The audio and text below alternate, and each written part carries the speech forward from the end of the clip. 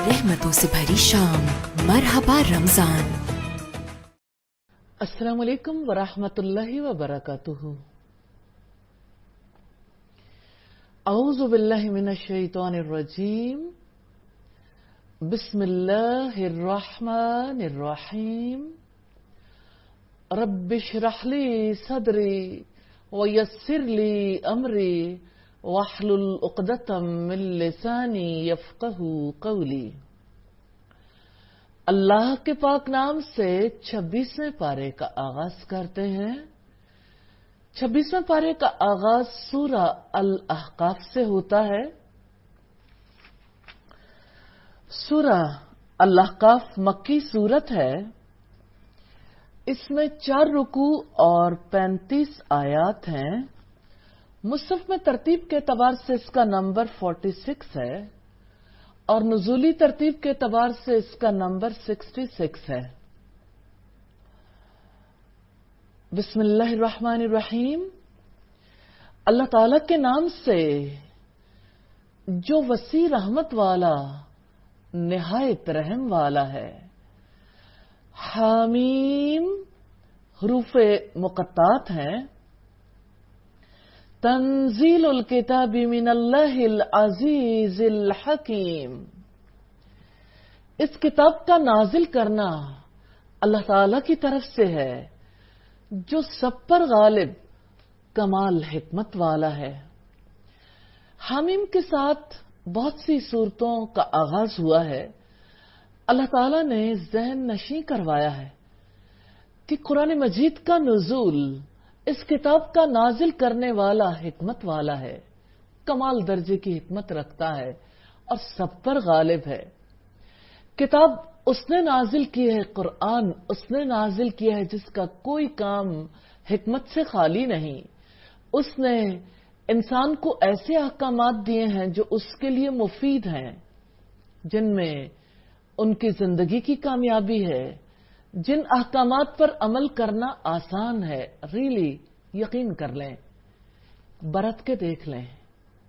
मुशक्कत नहीं है, मुशक्कत से बचाने के लिए है। और किताब का नुज़ूल गवाह है कि अल्लाह ताला अजीज और हकीम है।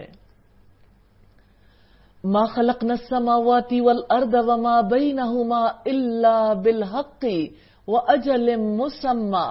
हमने आसमान और जमीन और जो उनके दरमियान है सबको हक के साथ एक वक्त मुकर्रर के लिए, एक वक्त मुकर्रर तक के लिए पैदा किया है। और वो लोग जिन्होंने कुफ्र किया वो इससे मुंह मोड़ने वाले हैं जिससे उन्हें डराया गया है। अल्लाह ताला ने आसमानों और जमीन को और उनके दरमियान की मखलूक को अबस पैदा नहीं किया। उससे सवाल किया है, अफहसिबतुम अन्नमा खलकनाकुम अबसं व अन्नकुम इलैना ला तुरजाऊन। क्या तुमने ये गुमान किया है कि हमने तुम्हें यूं ही बेमकसद पैदा कर दिया है और तुम हमारी तरफ लौट कर नहीं आओगे। हर तख्लीक का एक अजीम मकसद है और कुरान मजीद में अल्लाह ताला ने उस मकसद को बार बार बयान किया है। तो जो लोग इस कुरान का कुफ्र करते हैं, जी उठने का, हिसाब किताब का इनकार करते हैं, उनके बारे में रब्बुल इज्जत ने फरमाया, कुल आप कह दो, इन्हें बता दो और कह दो, क्या तुमने देखा जिन्हें तुम अल्लाह ताला के सिवा पुकारते हो, मुझे भी दिखाओ कि उन्होंने जमीन में कौन सी चीज पैदा की है या आसमानों में उनका कोई हिस्सा है। अगर तुम सच्चे हो तो इससे पहले कि कोई किताब या इल्म की कोई नकल शुदा बात ही मेरे पास लाओ। मुशरिकीन से उनकी सदाकत के लिए सबूत मांगा गया है। पहले की कोई किताब से मुराद किसी नबी पर नाजिल होने वाली किताब है, इल्म की नकल शुदा बात है। पहले की किताब से मुराद यानी अल्लाह ताला की जानिब से आने वाली हिदायत हैं और علم کی کوئی نقل شدہ بات، اس سے مراد ہے واضح علمی دلیل یعنی عقلی یا نقلی دلیل، انبیاء کی تعلیمات کا باقی ماندہ حصہ۔ اور اس سے بڑا گمراہ کون ہوگا جو اللہ تعالی کے سوا انہیں پکارتا ہے، جو اللہ تعالیٰ کے سوا انہیں پکارتا ہے، جو قیامت کے دن تک اسے کوئی جواب نہیں دے سکتے، حالانکہ وہ ان کی دعا سے ہی غافل ہیں۔ اور اس سے بڑا گمراہ کون ہوگا جو اللہ تعالیٰ کے سوا انہیں پکارتا ہے، بتوں کو، پتھروں کو، قبروں والوں سے وہ مدد مانگتا ہے، اور جب تمام انسان جمع کر دیے جائیں گے تو وہ ان کے دشمن ہو جائیں گے اور ان کی عبادت کا انکار کرنے والے ہوں گے، جیسے انبیاء، فرشتے، نیک لوگ جن کی لوگ عبادت کرتے ہیں، جیسے سیدنا عیسیٰ علیہ السلام، سیدنا عزیر علیہ السلام وغیرہ، وہ انکار کر دیں گے کہ یہ ہماری عبادت نہیں کرتے تھے، جیسا کہ سورہ القصص میں آیا تبرأنا الیک، تبرأنا الیک، ہم آپ کے سامنے برات کا اظہار کرتے ہیں، ما کانوا ایانا یعبدون، یہ ہماری عبادت قطعاً نہیں کرتے تھے۔ سورہ القصص کی آیت نمبر 63 ہے۔ اور جب ہماری کھلی کھلی آیات ان کو پڑھ کر سنائی جاتی ہیں تو جن لوگوں نے کفر کیا وہ حق کو جبکہ وہ ان کے پاس آ چکا کہتے ہیں وہ تو کھلا جادو ہے، کیونکہ جادو کے اثرات ہوتے ہیں اور قرآن مجید کے شخصیات پر اثرات مرتب ہو رہے تھے۔ حقیقت یہ کہ اسلام کی دعوت کی نوعیت اور جادو کی نوعیت، اسلام کا مقصد، جادو کا مقصد ایک دوسرے سے بالکل مختلف ہے، کوئی قدر مشترک نہیں جس کی وجہ سے انہیں ایک جیسا قرار دیا جائے۔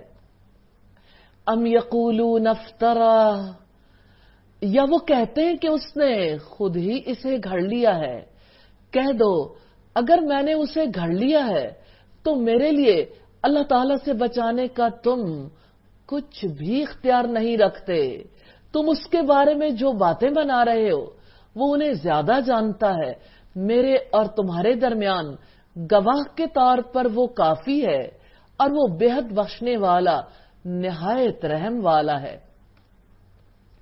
کافر قرآن مجید کا انکار چاہتے تھے، اس لیے اسے گھڑا ہوا قرار دیتے تھے۔ تم اس کے بارے میں جو باتیں بنا رہے ہیں وہ انہیں زیادہ جانتا ہے، اس سے مراد ہے تمہارے الزامات اللہ تعالیٰ کے علم میں ہیں، لہذا وہ خود تمہیں تمہاری حرکات کا بدلہ دے گا۔ قل ما کنت بدعا من الرسل وما ادری ما یفعل بی ولا بکم، کہہ دو میں رسولوں میں سے کوئی انوکھا نہیں ہوں اور میں نہیں جانتا میرے ساتھ کیا کیا جائے گا اور تمہارے ساتھ کیا، میں صرف اس کی پیروی کرتا ہوں جو میری طرف وحی کی جاتی ہے، اور میں تو محض ایک صاف صاف خبردار کر دینے والا ہوں، یعنی میں پہلا پیغمبر نہیں ہوں، میرے سے پہلے بہت سے پیغمبر آ چکے۔ رسول اللہ تعالیٰ کا پیغام پہنچانے آتے ہیں اور لوگ اس پیغام کو ماننا نہیں چاہتے، وہ یہ تو چاہتے ہیں کہ کوئی ہمیں بتا دے ہماری کوئی چیز گم گئی تو وہ کہاں ہے، کاہنوں کی طرح۔ وہ یہ تو چاہتے ہیں کہ چلو میٹھی میٹھی باتیں کوئی سنا دے لیکن ہم سے عمل کا مطالبہ نہ کرے، زندگی بدلنے کا مطالبہ نہ کرے۔ حقیقت یہ کہ رسول ہر ایک کے حالات کے بارے میں نہیں جانتا، دنیا کے ہوں یا آخرت کے ہوں۔ جیسے بعض صحابہ کی وفات پر لوگوں نے حسن ظن کا اظہار کیا تو آپ نے فرمایا اللہ کی قسم مجھے رسول ہونے کے باوجود یہ معلوم نہیں ہے کہ تمہارے ساتھ یا میرے ساتھ قیامت میں کیا کیا جائے گا۔ صحیح بخاری کی کتاب مناقب الانصار۔ کہہ دو کیا تم نے دیکھا اگر یہ اللہ تعالیٰ کی جانب سے ہو اور تم نے اس کا کفر کیا، حالانکہ اس جیسے کلام پر بنی اسرائیل کے ایک گواہ نے گواہی بھی دی، پھر وہ ایمان لے آیا اور تم نے تکبر کیا، اس سے مراد ایمان لانے والے سے مراد سیدنا عبداللہ ابن سلام ہے۔ یقیناً اللہ تعالی ظالم لوگوں کو ہدایت نہیں دیتا۔ رکوع نمبر 2 ہے، اور کافروں نے ایمان والوں کے متعلق کہا کہ اگر یہ دین بہتر ہوتا تو وہ ہم سے پہلے اس کی طرف نہ آتے، اور جب انہوں نے اس سے ہدایت نہیں پائی تو وہ ضرور کہیں گے یہ تو پرانا جھوٹ ہے۔ کافروں نے ایمان والوں کے متعلق کہا اگر یہ دین اچھا ہوتا نا تو یہ بیکار لوگ، مالی طور پر جن کے پاس ہمیشہ کمی رہی، یہ لوگ اس دین کی طرف نہ آتے۔ یعنی سیدنا بلال، سیدنا خبیب، سیدنا صہیب وغیرہ چونکہ غرباء میں سے تھے اور ان میں سے کئی غلام تھے، اہل مکہ کہتے تھے کہ ہمیں تو مال ملا، دنیا کی بھلائیاں ملی، اقتدار ملا، ایسے یہ دین کی بھلائی بھی ہمیں سب سے پہلے ملتی۔ تو اللہ تعالیٰ کے ہاں مقبولیت کے لیے ایمان اور اخلاص کی ضرورت ہے۔ یہ سب سے بڑی دولت ہے، اللہ تعالیٰ جسے چاہتا ہے عطا فرماتا ہے۔ ابن کثیر کہتے ہیں کہ وہ قرآن اور اہل قرآن کی برائیاں بیان کرتے تھے، آج کون سا کمی ہے؟ یہی وہ کبر ہے جس کے بارے میں اللہ کے رسول نے کہا ہے کہ وہ حق سے انکار کرتے ہیں، اور حق سے انکار لوگوں کو حقیر سمجھنے کا نام ہے۔ اور اس سے پہلے موسیٰ کی کتاب رہنما اور رحمت تھی، اور یہ تصدیق کرنے والی کتاب عربی زبان میں ہے تاکہ جن لوگوں نے ظلم کیا وہ انہیں ڈرائے اور نیکی کرنے والوں کے لیے خوشخبری ہو۔ اس سے پہلے موسیٰ کی کتاب رہنما اور رحمت تھی۔ کتاب موسیٰ کو اس لیے رہنما قرار دیا گیا کہ کتاب عیسیٰ تو تورات کا تتمہ تھی، یعنی اصل دستور اور قانون تو تورات میں تھا۔ ان الذین قالوا ربنا اللہ، یقیناً جن لوگوں نے کہا کہ اللہ تعالیٰ ہمارا رب ہے، ثم استقاموا، پھر ثابت قدم رہے، فلا خوف علیہم ولا هم یحزنون، تو ان پر نہ کوئی خوف ہے اور نہ وہ غمگین ہوں گے۔ خوشخبری استقامت اختیار کرنے والوں کے لیے جنہوں نے اللہ تعالیٰ کو اپنا رب مانا، محمد صلی اللہ علیہ وسلم کو اپنا ہادی رہنما تسلیم کیا، ان کی سنت کی مستقل پیروی کی، دل اور نفس کا اطمینان حاصل ہوا، شک دور ہو گئے اور اسلام کی حقانیت پر پوری طرح جم گئے، اور تمام دوسری دلچسپیوں، رجحانات اور میلانات سے نجات حاصل کر لی، اور ان کی دلچسپیوں کا مرکز اسلام اور اسلامی مشن بن گیا۔ استقامت تو اس کو نصیب ہوتی ہے جو قرآن کو اپنا مشن بنائے، اسلام کو اپنا مشن بنائے، وہ اللہ تعالیٰ کی معرفت حاصل کر کے حق پر جم جاتا ہے۔ اولئک اصحاب الجنت خالدین فیہا، یہی لوگ جنت والے ہیں، اس میں ہمیشہ رہنے والے ہیں، ان اعمال کی جزا میں جو وہ عمل کیا کرتے تھے۔ اور ہم نے انسان کو اپنے والدین کے ساتھ حسن سلوک کی تاکید کی۔ اس کی ماں نے ناگواری کی حالت میں اس کو پیٹ میں رکھا اور ناگواری کی حالت میں ہی اس کو جنم دیا، اور اس کے حمل کا اور اس کے دودھ چھڑانے کا زمانہ 30 ماہ کا ہے، یہاں تک کہ جب وہ اپنی پوری طاقت کو پہنچا اور 40 سال کی عمر کو پہنچ گیا، اس نے کہا اے میرے رب، مجھے توفیق دے کہ میں تیری اس نعمت کا شکر ادا کروں جو تو نے مجھ پر اور میرے والدین پر انعام فرمائی، اور یہ کہ میں ایسے نیک عمل کروں جس سے تو راضی ہو جائے، اور میرے لیے میری اولاد کی اصلاح کر دے۔ بلا شبہ میں نے تیری طرف توبہ کی اور یقیناً میں مسلمانوں میں سے ہوں۔ بہت ہی خوبصورت دعا، ربی اوزعنی ان اشکر نعمتک التی انعمت علی وعلی والدی وان اعمل صالحا ترضاہ واصلح لی فی ذریتی انی تبت الیک وانی من المسلمین۔ بہت ہی پیاری دعا ہے۔ انسان کی زندگی میں بڑے اعمال صالح میں سے ہے کہ وہ اپنے والدین کے ساتھ حسن سلوک کرے، اور بدبختی یہ ہے کہ ان کے ساتھ برا سلوک کرے۔ سیدنا ابو ہریرہ بیان کرتے ہیں کہ ایک شخص رسول اللہ کے پاس آیا، کہنے لگا اللہ کے رسول، میرے سب سے زیادہ حسن سلوک کا مستحق کون ہے؟ آپ نے فرمایا تمہاری ماں۔ اس نے پوچھا پھر کون؟ آپ نے فرمایا تمہاری ماں۔ اس نے پوچھا پھر کون؟ فرمایا تمہاری ماں۔ اس نے پوچھا پھر کون؟ فرمایا تمہارا باپ۔ بخاری کی 5971 نمبر روایت۔ یہی لوگ ہیں، ہم ان سے سب سے اچھے عمل قبول کرتے ہیں جو انہوں نے کیے، اور ان کی برائیوں سے ہم درگزر کرتے ہیں۔ جنت والوں میں ہوں گے سچے وعدے کے مطابق جو ان سے کیا جاتا تھا۔ اور جس نے اپنے ماں باپ سے کہا تم پر افسوس ہے، کیا تم دونوں مجھے یہی دھمکی دیتے رہتے ہو کہ میں قبر سے نکالا جاؤں گا، حالانکہ مجھ سے پہلے بھی قومیں گزر چکی ہیں، اور وہ دونوں اللہ تعالیٰ سے فریاد کرتے ہیں کہ تیری بربادی ہو، ایمان لے آ، اللہ تعالیٰ کا وعدہ بلا شبہ سچا ہے۔ تو وہ کہتا ہے یہ تو پہلے لوگوں کے فرضی قصوں کے سوا کچھ نہیں، یعنی قرآن کو وہ پچھلے لوگوں کی کہانیوں کے سوا کچھ نہیں سمجھتے۔ یہی لوگ ہیں جن پر اللہ تعالیٰ کی بات ثابت ہو چکی، جنوں اور انسانوں کے ان گروہوں میں جو ان سے قبل گزر چکے ہیں، یقیناً وہ خسارہ پانے والے تھے۔ خسران کہتے ہیں انسان کے راس المال کا ضائع ہو جانا۔ جب راس المال یعنی اصل زر، اصل مال جو ہے، دراصل اس سے تو مقصود ہی منافع ہے۔ اگر مال ہی چلا جائے تو منافع کہاں گیا؟ تو ایمان سے محروم ہو گئے تو کوئی نعمت ہی نہ حاصل ہوئی، اور وہ جہنم کے عذاب سے نہ بچ سکے۔ وَلِكُلٍّ دَرَجَاتٌ مِّمَّا عَمِلُوا، اور ہر ایک کے لیے درجات ہوں گے ان کے اعمال کے لحاظ سے جو انہوں نے کیے، اور تاکہ اللہ تعالیٰ انہیں ان کے اعمال کا پورا بدلہ دے اور ان پر ظلم نہیں کیا جائے گا۔ اس آیت میں اللہ تعالیٰ نے فرمایا کہ دونوں قسم کے لوگوں کو ان کے اعمال کے مطابق درجے ملیں گے۔ اہل جنت اپنے اعمال کے مطابق درجات طے کرتے ہوئے بلندی کی طرف چلے جائیں گے، اور اہل جہنم اسفل سافلین میں گرتے ہی چلے جائیں گے۔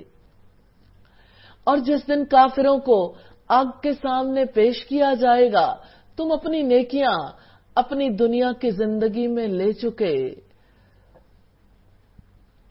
اور ان سے فائدہ اٹھا چکے، چنانچہ آج تمہیں توہین کے عذاب کا بدلہ دیا جائے گا، اس وجہ سے کہ تم ناحق زمین میں تکبر کیا کرتے تھے، اور اس لیے کہ تم نافرمانیاں کیا کرتے تھے۔ رکو نمبر 3 ہے وَاذْكُرْ أَخَا عَادٍ، اور عاد کے بھائی کو یاد کرو جب اس نے احقاف میں اپنی قوم کو خبردار کیا، اور خبردار کرنے والے بلا شبہ اس سے پہلے بھی اور اس کے بعد بھی گزر چکے ہیں کہ اللہ تعالیٰ کے سوا کسی کی عبادت نہ کرو، یقیناً میں تم پر ایک بڑے دن کے عذاب سے ڈرتا ہوں۔ احقاف سیدنا ہود علیہ السلام کے علاقے کا نام ہے جو حضر موت یعنی یمن کے قریب ہے۔ سارے انبیاء کی ایک ہی دعوت تھی، ایک اللہ کی عبادت کرو، اس کے سوا کسی کی نہ مانو، اور یوم عظیم سے مراد قیامت کا دن ہے، اس کی ہولناکیوں کی وجہ سے اسے عظیم کہا گیا۔ تو قوم عاد کا مسکن ایسا علاقہ تھا جو سرسبز و شاداب تھا، انہوں نے زمین دوز مکان بنا رکھے تھے۔ یہ علاقہ جنوبی عرب میں حضر موت کے شمال میں واقع ہے۔ آج کل وہاں ریت کے ٹیلے ہی ٹیلے ہیں جو سینکڑوں میل تک پھیلتے ہی چلے جا رہے ہیں۔ اس علاقے کو رب خالی بھی کہتے ہیں۔ کوئی شخص اس صحرا میں داخل ہونے کی جرت نہیں کرتا، اور جو چیز اس ریت میں گر پڑے وہ بھی ریت میں دھنس کر ریت ہی بن جاتی ہے، جیسے کوئی چیز نمک کی کان میں گر پڑے تو وہ نمک ہی بن جاتی ہے۔ قالوا اجئتنا لتأفکنا عن آلہتنا، انہوں نے کہا کیا تو ہمارے پاس آیا ہے کہ ہمارے معبودوں سے ہمیں ہٹا دے؟ اگر تو واقعی سچا ہے تو جس عذاب کی تو دھمکی دیتا ہے وہ لے آ، یعنی تمہارے سامنے نہ کوئی مقصد ہے نہ حق ہے سوائے اس کے کہ تم ہمارے معبودوں سے حسد رکھتے ہو۔ اگر ہمارے معبودوں سے ہمیں پھیرنا چاہتے ہو تو پھر ہم پر عذاب لے آؤ۔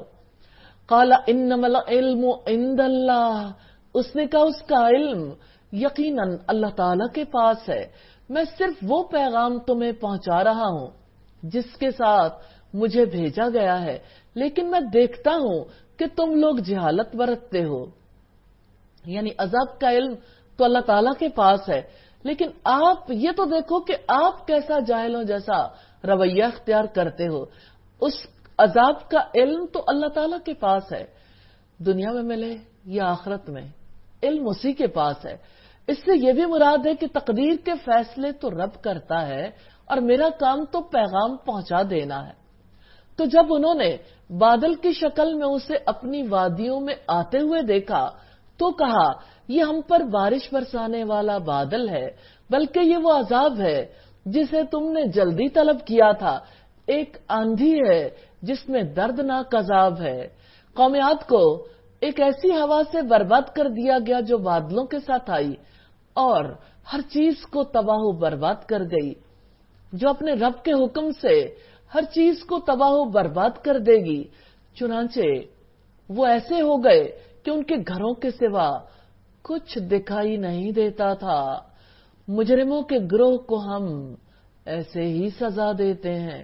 قوم ہود پر ہوا چلی تو ان کے گھر عبرت کے طور پر باقی رہ گئے. گھروں میں بسنے والے، وہاں کے مکین سب تباہ ہو گئے. عبرت کے طور پر ان کے انجام کو سب کے سامنے رکھا گیا. اور یہ انجام بد قوم عاد ہی کے ساتھ خاص نہیں تھا. جو بھی شرک کریں گے، نافرمانیاں کریں گے، اللہ تعالیٰ کے احکامات سے نکلیں گے، ان کا بھی ایسا ہی انجام ہوگا.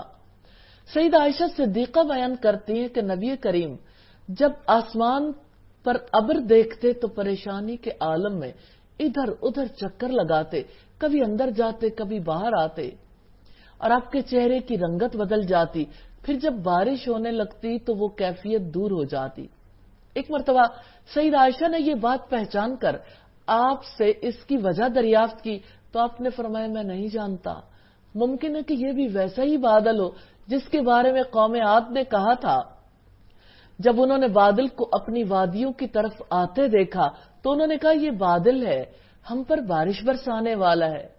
تو اللہ تعالیٰ نے فرمایا بلکہ یہ وہ چیز ہے جس کی تم نے جلدی مچائی تھی. ایک آندھی ہے جس میں دردناک عذاب ہے.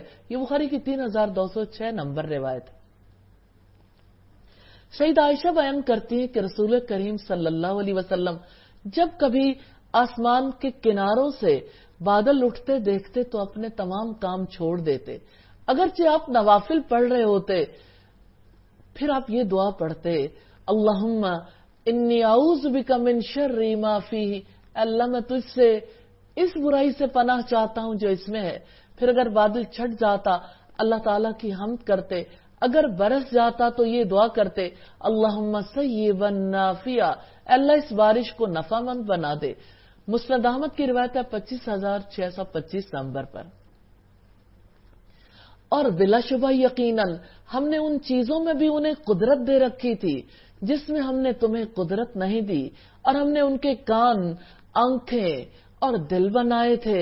چنانچہ نہ ان کے کان، نہ ان کی آنکھیں اور نہ ان کے دل ہی ان کے کسی کام آئے جب وہ اللہ تعالیٰ کی آیات کا انکار کر رہے تھے، اور انہیں اسی عذاب نے آ گھیرا جس کا وہ مذاق اڑایا کرتے تھے.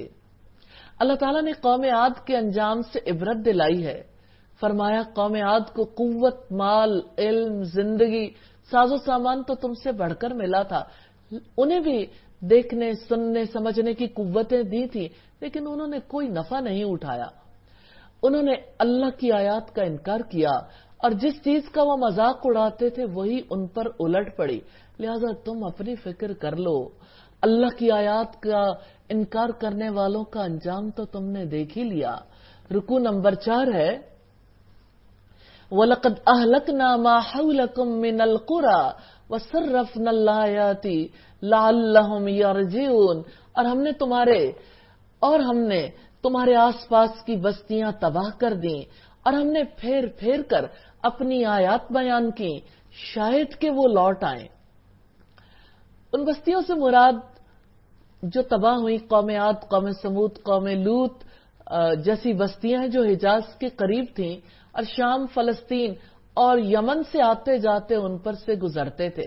فلولا نصرهم الذین اتخذوا من دون اللہ قربانا آلہا، چنانچہ جن کو انہوں نے قرب کے لیے اللہ کے سوا معبود بنا رکھا تھا، انہوں نے ان کی مدد کیوں نہ کی بلکہ وہ ان سے گم ہو گئے، اور یہ تھا ہی ان کا جھوٹ اور جو وہ بہتان باندھتے تھے۔ مشرکین مکہ بتوں کو الہ نہیں سمجھتے تھے بلکہ انہیں اللہ کے قرب کا ذریعہ اور وسیلہ سمجھتے تھے۔ اللہ تعالیٰ نے بتوں کو جھوٹ اور بہتان قرار دے کر یہ واضح فرما دیا تھا کہ یہ ناجائز اور حرام ہے، اور جب ہم نے جنات کے ایک گروہ کو آپ کی طرف پھیر دیا کہ غور سے قرآن سنتے تھے، جب اس کے پاس آئے تو انہوں نے آپس میں کہا انصتو، خاموش ہو جاؤ۔ پھر جب وہ پورا کیا گیا یعنی تلاوت، تو خبردار کرنے والے بن کر اپنی قوم کی طرف لوٹ گئے۔ جنوں کی یہ جماعت وادی نخلا میں رسول اللہ کی طرف متوجہ ہوئی تھی۔ صحیح مسلم میں ہے کہ یہ واقعہ وادی نخلا میں پیش آیا جہاں آپ صحابہ کرام کو فجر کی نماز پڑھا رہے تھے۔ جنوں کو یہ کھوج لگی ہوئی تھی، آسمانوں میں سختی کیوں کر دی گئی، ہمارا جانا تقریباً ناممکن کیوں بنا دیا گیا، یقیناً کوئی اہم واقعہ پیش آیا۔ چنانچہ مشرق و مغرب میں ان کے گروہ سراغ لگانے کے لیے پھیل گئے۔ انہی میں سے ایک گروہ نے قرآن سنا اور بات سمجھ لی کہ بعثت محمد صلی اللہ علیہ وسلم کی وجہ سے ہم پر آسمان کے دروازے بند ہیں۔ جنوں کا یہ گروہ آپ پر ایمان لایا، انہوں نے اپنی قوم کو بھی جا کر بتایا۔ یہ مسلم کی کتاب الصلاۃ کی روایت ہے۔ کچھ روایت سے پتہ چلتا ہے کہ آپ جنوں کی دعوت پر ان کے ہاں تشریف لے گئے تھے، انہیں جا کر اللہ تعالیٰ کا پیغام سنایا، اور متعدد بار جنات کے وفود آپ کی خدمت میں حاضر رہے۔ فتح الباری کی روایت ہے، قالوا یا قومنا انا سمعنا کتابا انزل من بعد موسیٰ، انہوں نے کہا اے ہماری قوم، ہم نے بلا شبہ ایک کتاب سنی ہے جو موسیٰ کے بعد نازل کی گئی ہے، اس کے لیے تصدیق کرنے والی ہے جو اس سے پہلے ہے، وہ حق اور سیدھی راہ کی ہدایت دیتی ہے۔ تو جنہوں نے اپنی قوم کے سامنے نئے نبی نئی کتاب کے بارے میں واضح کیا، یا قومنا اجیبوا داعی اللہ وآمنوا بہ، اے ہماری قوم، اللہ تعالیٰ کی طرف بلانے والے کی دعوت قبول کرو اور اس پر ایمان لاؤ، وہ تمہارے گناہوں کو بخش دے گا اور تمہیں دردناک عذاب سے پناہ دے گا۔ یہ آیت اس بات کی دلیل ہے کہ احکامات اور ان پر عمل کرنا ثواب اور عذاب جنات کے لیے بھی ہوگا۔ اور اللہ کے رسول صلی اللہ علیہ وسلم انسانوں کی طرف بھی رسول ہے اور جنات کی طرف بھی۔ جنوں میں سے کسی کو رسول بنا کر نہیں بھیجا گیا، صرف انسانوں کو رسول بنایا گیا۔ وَمَن لَّا يُجِبْ دَاعِيَ اللَّهِ فَلَيْسَ بِمُعْجِزٍ فِي الْأَرْضِ، اور جو اللہ تعالیٰ کی طرف بلانے والے کی دعوت قبول نہیں کرے گا تو زمین میں وہ عاجز کرنے والا نہیں ہے، اور نہ ہی اللہ تعالیٰ کے سوا ان کے کوئی مددگار ہیں، یہی لوگ کھلی گمراہی میں ہیں۔ تو ایسا نہیں ہو سکتا کہ کوئی بھاگ کر زمین کی وسعتوں میں گم ہو جائے اور اللہ تعالیٰ کی گرفت میں نہ آ سکے۔ رب العزت نے فرمایا یا معشر الجن والانس، اے جنوں اور انسانوں کے گروہ، ان استطعتم ان تنفذوا من اقطار السماوات والارض فانفذوا لا تنفذون الا بسلطان، اے گروہ جن و انس، اگر تم آسمانوں اور زمین کے کناروں سے نکل سکتے ہو تو نکل جاؤ، کسی غلبے کے سوا تم نہیں نکلو گے۔ اولم یروا ان اللہ الذی خلق السماوات والارض ولم یأی بخلقہن بقادر علی ان یحیی الموتى، اور کیا بھلا انہوں نے نہیں دیکھا کہ جس اللہ تعالیٰ نے آسمانوں اور زمین کو پیدا کیا اور جو ان کی تخلیق سے تھکا نہیں، اس پر قادر ہے کہ وہ مردوں کو زندہ کرے۔ ہاں یقیناً وہ ہر چیز پر پوری قدرت رکھنے والا ہے۔ اللہ تعالیٰ نے توجہ دلائی ہے کہ آسمانوں اور زمین کی تخلیق کو دیکھو، جو رب انہیں پیدا کرتے ہوئے نہیں تھکا، وہ یقیناً مردوں کو دوبارہ زندہ کرنے پر قادر ہے اور وہ ہر چیز پر پوری قدرت رکھتا ہے. اور جس دن ان لوگوں کو جنہوں نے کفر کیا آگ پر پیش کیا جائے گا، کیا یہ حق نہیں ہے؟ وہ کہیں گے کیوں نہیں، ہمارے رب کی قسم. اللہ تعالیٰ فرمائے گا چنانچہ تم عذاب کا مزہ چکھو اس کے بدلے میں جو تم کفر کیا کرتے تھے. کافر جہنم کے حق ہونے کا اعتراف قسم کھا کر اس لیے کریں گے کیونکہ انہیں یقین آ چکا ہوگا. مشاہدے کے بعد اعتراف کر لینے کی مگر کوئی حیثیت نہیں رہ جاتی، اس لیے کافروں کا اعتراف انہیں فائدہ نہیں دے گا. چنانچہ آپ صبر کریں جیسے پختہ ارادے والے رسولوں نے صبر کیا، اور ان کے لیے تم جلدی کا مطالبہ نہ کرو.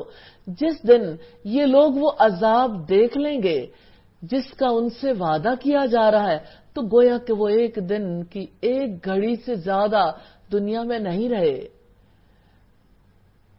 پیغام پہنچا دینا ہے، چنانچہ نافرمان لوگوں کے سوا کوئی ہلاک نہیں کیا جائے گا. یہاں پر سورہ اللہ کاف کمپلیٹ ہوئی. اللہ تعالیٰ سے دعا ہے ہمیں اس کی سچی سمجھ دے، عمل کرنے کی توفیق دے. اللہ کے پاک نام سے سورہ محمد کا آغاز کرتے ہیں. سورہ محمد کا نام آیت نمبر 2 سے ماخوذ ہے. اس کا دوسرا نام القتال بھی ہے. یہ مدنی سورت ہے، اس میں 38 آیات اور 4 رکوع ہیں. سیدنا ابن عمر سے روایت ہے کہ رسول اللہ صلی اللہ علیہ وسلم مغرب کی نماز میں سورہ محمد پڑھا کرتے تھے. سورہ محمد کا مرکزی موضوع ایمان اور کفر کی جنگ ہے. سورہ محمد جس موضوع کے گرد گھومتی ہے وہ ہے جہاد فی سبیل اللہ، یعنی اللہ تعالی کے راستے میں اپنی جان لڑا دینا، اپنا مال لگا دینا تاکہ حق کو سربلندی حاصل ہو. یہ سورت نزولی ترتیب کے اعتبار سے 47 نمبر پر ہے اور مصحف کی ترتیب کے اعتبار سے 47 نمبر پر اور نزولی ترتیب کے اعتبار سے 95 نمبر پر ہے. یہ مدنی سورت ہے. آئیے دیکھتے ہیں اس میں ہمارے رب نے ہمیں کیا کہا. بسم اللہ الرحمن الرحیم. اللہ تعالی کے نام سے جو وسیع رحمت والا نہایت رحم والا ہے. الذین کفروا وصدوا عن سبیل اللہ اضل اعمالہم. وہ لوگ جنہوں نے کفر کیا اور اللہ تعالی کی راہ سے روکا، اللہ تعالیٰ نے ان کے اعمال برباد کر دیے. سورہ محمد کے آغاز ہی میں کتنی شدت ہے کہ اللہ تعالیٰ نے آپ کے دشمنوں کو، ان کی سازشوں کو ناکام بنا دیا، ان کی گردنوں کا پھندا انہی کے کاموں کو بنا دیا. قیامت کے دن بھی ان کے نیک اعمال رائگاں ہو جائیں گے جو حالت کفر میں کیا کرتے تھے. تو انہوں نے قرآن کی تعلیم پر عمل کرنے والے انقلابیوں کے لیے ایسے حالات پیدا کرنے کی کوشش کی کہ وہ اس تعلیم پر آزادی سے عمل پیرا نہ ہو سکے. مثلا ان کے خلاف طرح طرح کی افواہیں، غلط فہمیاں پھیلائیں، انہیں تکلیفیں دی، ان کا بائیکاٹ کیا، انہیں قید کیا، انہیں قتل کیا. جب یہ انقلابی ان مصیبتوں سے بچنے کے لیے اپنے گھر بار، اپنے وطن کو چھوڑ کر دوسرے ملک میں چلے گئے تو وہاں بھی ان کا پیچھا نہ چھوڑا اور وہاں سے بھی گرفتار کر کے لانے کی کوشش کی. تفسیر سورہ محمد ہے اور یہ مجموعہ تفاسیر امام سندھی کی روایت ہے. پھر فرمایا والذین آمنوا وعملوا الصالحات وآمنوا بما نزل علی محمد. اور جو لوگ ایمان لائے اور جنہوں نے نیک عمل کیے اور وہ اس چیز پر بھی ایمان لائے جو محمد صلی اللہ علیہ وسلم پر نازل کی گئی اور وہ ان کے رب کی طرف سے حق ہے، اس نے ان سے ان کی برائیاں دور کر دیں اور ان کا حال درست کر دیا. یہ اس وجہ سے ہے کہ جن لوگوں نے کفر کیا بلا شبہ انہوں نے باطل کی پیروی کی، اور جو لوگ ایمان لائے یقیناً وہ اپنے رب کی طرف سے حق کے پیچھے چلے. اسی طرح اللہ تعالیٰ ان لوگوں کے لیے ان کی مثالیں بیان کرتا ہے آج کافروں کے اعمال ضائع ہونے پر مسلمانوں کو سب سے زیادہ تکلیف ہے. مسلمانوں سے ہمدردیاں نہیں ہے، مولوی سے دشمنی ہے، جو بھی دین پر چلے اس سے نفرت ہے. کافروں کے ساتھ بہت ہمدردی ہے. بعض اوقات حقیقت کا پتہ بھی نہیں چلتا کہ آخر ان کے اعمال کیوں ضائع ہوں گے. رب العزت نے اس کی وضاحت کی ہے. انہوں نے کفر کیا ہے بھائی، انہوں نے باطل کی پیروی کی ہے. اب باطل کے ساتھ ان کے نیک اعمال قبول نہیں کیے جا سکتے. کیا اب دنیا میں اصول نہیں جانتے کہ صفر کے ساتھ آپ کسی کو بھی ضرب دیں وہ صفر ہی ہو جاتی ہے؟ ایسے ہی باطل کے ساتھ آپ کوئی بھی نیک عمل کریں وہ بھی باطل ہی ہو جاتا ہے.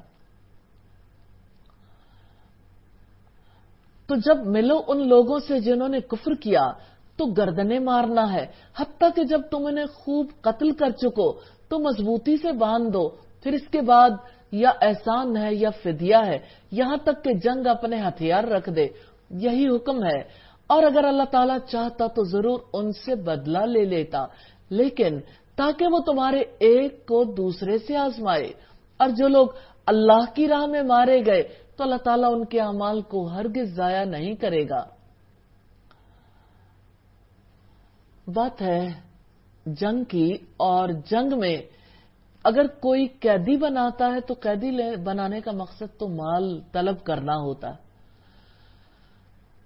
تو قیدیوں کو احسان کرتے ہوئے یا معاوضہ لے کر آزاد کر دیں، لیکن اب ان کے غرور کا نشہ ٹوٹ چکا. تو جنگ جب تک اپنے ہتھیار نہ رکھ دے قیدی نہیں بنانے چاہیے. اور جو لوگ اللہ کی راہ میں مارے گئے اللہ تعالیٰ ان کے اعمال کو ضائع نہیں کرے گا.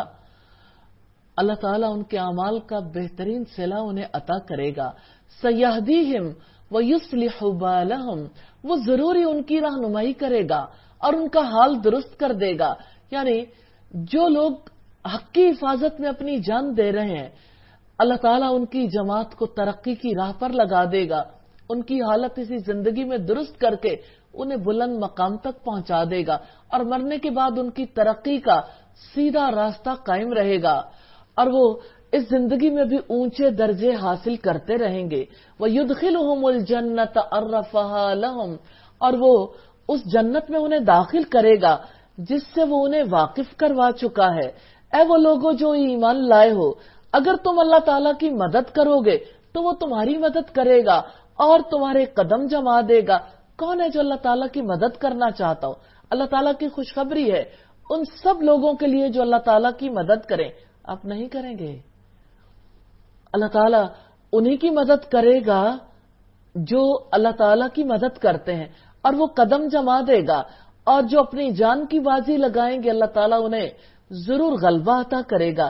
یہی انقلاب ہے جس کے لیے اللہ تعالیٰ نے خوشخبری دی ہے کہ اللہ تعالیٰ ضرور ان کی مدد کرے گا.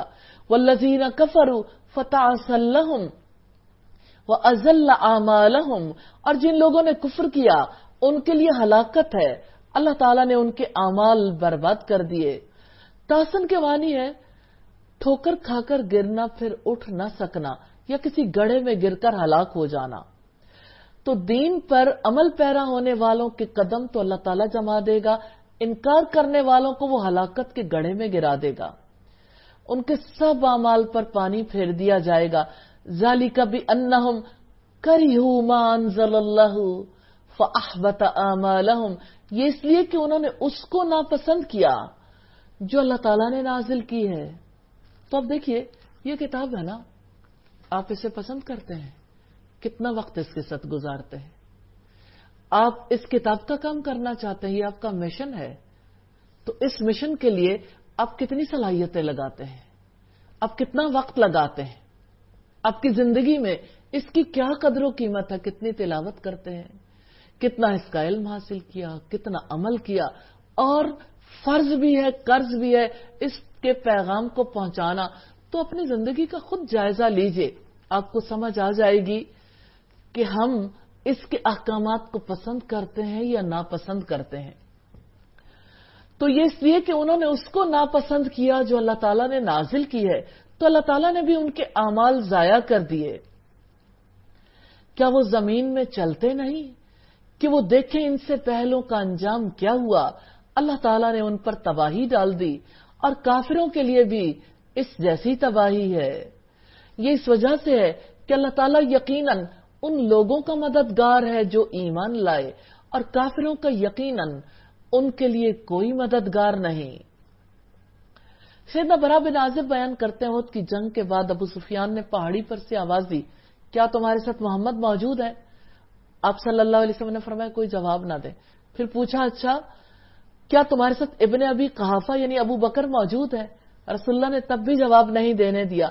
उन्होंने कहा खत्ताब का बेटा मौजूद है। इसके बाद वो कहने लगे सब कत्ल कर दिए गए, अगर जिंदा होते तो जवाब देते। इस पर सईदना उमर बेकाबू हो गए और कहने लगे अल्लाह के दुश्मन तू झूठा है, अल्लाह ने तुम्हें जलील करने के लिए बाकी रखा है। अबू सुफियान ने कहा हुबल एक बुत का नाम है, हुबल बुलंद रहे। नबी सल्लल्लाहु अलैहि वसल्लम ने फरमाया इसका जवाब दो। साहबा ने अर्ज किया क्या जवाब दें? आपने फरमाया कहो कि अल्लाह ताला सबसे बुलंद और बुजुर्गों बरतर है। अबू सुफियान ने कहा लना उज्जा वला उज्जा लकुम, हमारे लिए तो उज्जा देवी है, तुम्हारे लिए तो उज्जा ही नहीं। आपने फरमाया इसको जवाब दो। साहबा ने अर्ज किया क्या जवाब दें? आपने फरमाया जवाब दो अल्लाहु मौलाना वला मौला लकुम, अल्लाह ताला हमारा मौला है और तुम्हारा तो कोई मौला ही नहीं है। ये बुखारी की 4043 नंबर रिवायत।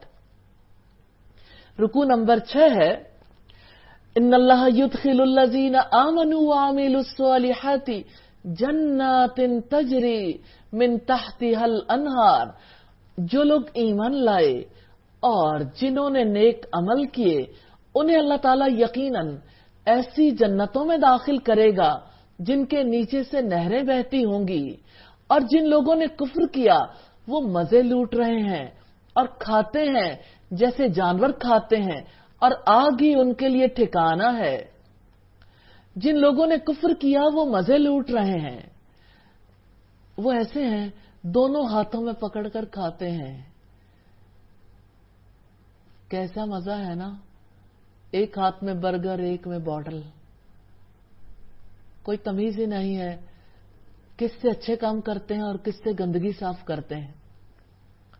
हैवानी तर्ज जिंदगी की एक मिसाल है, एनिमल लेवल है। यानी दुनिया से तो उनका इतना ही ताल्लुक है, खाले पीले झीले, जैसे जानवर चरागाहों में खाने पीने में मसरूफ हैं, उन्हें किसी चीज की फिक्र नहीं होती, हत्ता कि जब वो ज़िबा कर दिए जाते हैं तब भी पता नहीं होता। कल मुशरिकों का ये हाल था, आज मुसलमानों का भी ऐसा ही हाल हो गया। लज्जतों में इस कदर गुम है, मगन है कि अल्लाह ताला भी उन्हें फिर एक ही बार ज़िबा कर देंगे और उनका ठिकाना जहन्नुम है। आज वो जहन्नुम के अजाब को भूले हुए हैं। वकअय्यिम मिन क़रियतिन हिय अशद्दु क़ुव्वतम मिन क़रियतिका अल्लती अख़रजतका, और कितनी ही बस्तियां हैं जो तुम्हारी इस बस्ती से कुव्वत में ज्यादा थी जिसने तुम्हें निकाल दिया, यानी मक्का, हमने उनको हलाक कर दिया, फिर उनके लिए कोई मददगार न था। तो क्या जो शख्स अपने रब की तरफ से वाज़ेह दलील पर हो उसकी तरह है जिसके लिए उसका बुरा अमल खुशनुमा बना दिया गया। जिन्होंने अपनी ख्वाहिशात की पैरवी की, अल्लाह ताला ने मोमिन और काफिर, मुआहद और मुशरिक का फर्क वाज़ेह किया है, उन्हें अपने तर्ज अमल का जायजा लेने की तरफ तवज्जो दिलाई है। जन्नत की मिसाल जिसका मुत्तकियों से वादा किया गया है, उसमें पानी की नहरें हैं जो बदलने वाला नहीं, और दूध की नहरें हैं जिसका मजा तब्दील नहीं हुआ, और शराब की नहरें हैं जो पीने वालों के लिए लजीज हैं, और खूब साफ किए हुए शहद की नहरें हैं जो प्रोसेस नहीं किया गया, न उसमें मरी हुई मक्खियों की टांगे हैं, और उनके लिए उसमें हर तरह के फल हैं, और उनके रब की तरफ से बख्शिश है। क्या वो उसकी तरह है जो आग में हमेशा रहने वाला है और उनको गर्म खौलता हुआ पानी पिलाया जाएगा तो वो उनकी आंतें टुकड़े टुकड़े करके रख देगा। अस्तगफिरुल्लाह। रसूलुल्लाह सल्लल्लाहु अलैहि वसल्लम ने फरमाया जन्नत में दूध, पानी, शहद और शराब के समंदर हैं जिनसे उनकी नहरें और चश्मे जारी होंगे। मुस्नद अहमद की रिवायत है 20,074 नंबर पर। तो अल्लाह ताला ने ये पूछा है कि क्या ऐसे लोग जो जन्नत में जाने वाले हैं उन लोगों की तरह हैं जो आग में जाने वाले हैं? तो मोमिन और मुशरिक में बहुत फर्क है। اور ان میں سے بعض آپ کی طرف کان لگاتے ہیں، حتیٰ کہ جب وہ آپ کے پاس سے جاتے ہیں تو ان سے جنہیں علم عطا کیا گیا کہتے ہیں اس نے ابھی ابھی کیا کہا تھا، یہی لوگ ہیں جن کے دلوں پر اللہ تعالیٰ نے مہر لگا دی ہے اور وہ اپنی خواہشات کے پیچھے چلے، یعنی سنتے بھی ہیں اور کہتے ہیں اچھا کیا بات ہوئی تھی۔ کسی بات کو ہلکا کرنا ہو تو لوگ کہتے ہیں اچھا کہا ہوگا، یعنی ہمیں تو پتہ ہی نہیں چلا کیا کہا۔ اللہ تعالیٰ ایسے لوگوں کے دلوں پر مہر لگا دیتا ہے۔ والذین اہتدوا زادہم ھدی، اور جن لوگوں نے ہدایت قبول کی اس نے ان کو ہدایت میں بڑھا دیا اور انہیں ان کا تقوی عطا کیا۔ ان منافقین کے برعکس جن صحابہ نے راہ حق کو اپنایا، اللہ تعالیٰ پر ایمان لائے اور عمل صالح کیے، انہیں اللہ تعالیٰ نے اتباع حق کی مزید توفیق دی اور تقوی والی زندگی گزارنے کے لیے ان کی مدد کی، انہیں علم نافع اور عمل صالح کی توفیق سے نوازا، سو اپنے پاس قیامت ہی کے اچانک آنے کا انتظار کر رہے ہیں۔ بے شک ان کی علامات تو آ چکی، پھر جب ان کے پاس آ جائے گی ان کے لیے نصیحت کیسے ممکن ہوگی۔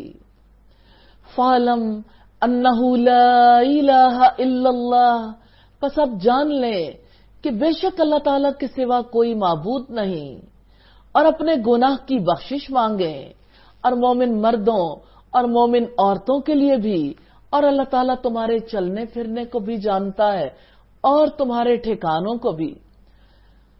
آپ جان لیں، علم حاصل کریں، اللہ تعالیٰ کے سوا کوئی معبود نہیں، یہ سب سے بڑا علم ہے۔ اللہ رب العزت نے حکم دیا ہے اس کا علم حاصل کرو، اچھے طریقے سے سمجھ لو کہ اللہ تعالیٰ کے سوا کوئی معبود نہیں، اور بخشش مانگو، کیونکہ بخشش کے بعد ہی رحمت ہوتی ہے اور اللہ تعالیٰ کی رحمت کے نتیجے میں بخشش ہوتی ہے۔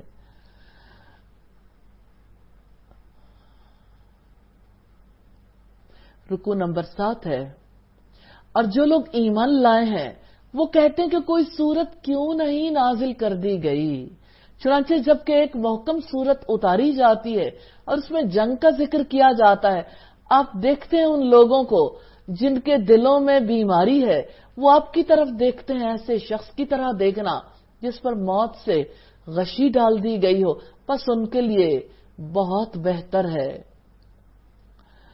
تو جب تک اللہ تعالیٰ کی طرف سے ایسے احکامات آتے رہے، نماز قائم کریں، زکوٰۃ دیں، تزکیہ کریں، مکہ میں جہاد کا حکم تو نہیں دیا گیا، تو مسلمانوں کی ایسی کیفیت تھی کہ وہ چاہتے تھے کہ جہاد کا حکم آئے، اور جب ایک محکم صورت جہاد کے بارے میں نازل کر دی گئی تو اللہ رب العزت نے فرمایا ایسے لگتا ہے موت کی غشی آ گئی ہو۔ اصل میں جن کے دلوں میں نفاق تھا وہ ایسے دیکھتے ہیں جیسے موت کی غشی ڈال دی گئی ہو، یہ ان کی کیفیت ہے جو رب العزت نے بیان فرمائی۔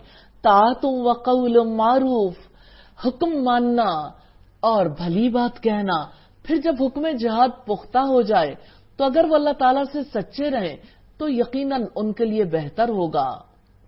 اللہ تعالیٰ نے خبر دی ہے کہ یہ آیت نازل ہونے سے پہلے منافقین سے کہا جاتا تھا جہاد کا حکم فرض ہونے والا ہے تو کہتے تھے کہ ہم سمع و طاعت کریں گے، لیکن جب حکم آیا تو اسے ناپسند کرنے لگے۔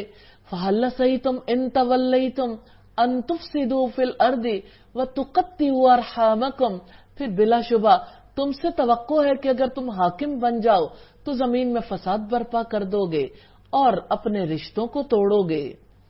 اولئک الذین لعنہم اللہ فاصمہم واعمی ابصارہم، یہی لوگ ہیں جن پر اللہ تعالیٰ نے لعنت بھیجی ہے، پس انہیں بہرا کر دیا اور ان کی آنکھوں کو اندھا کر دیا۔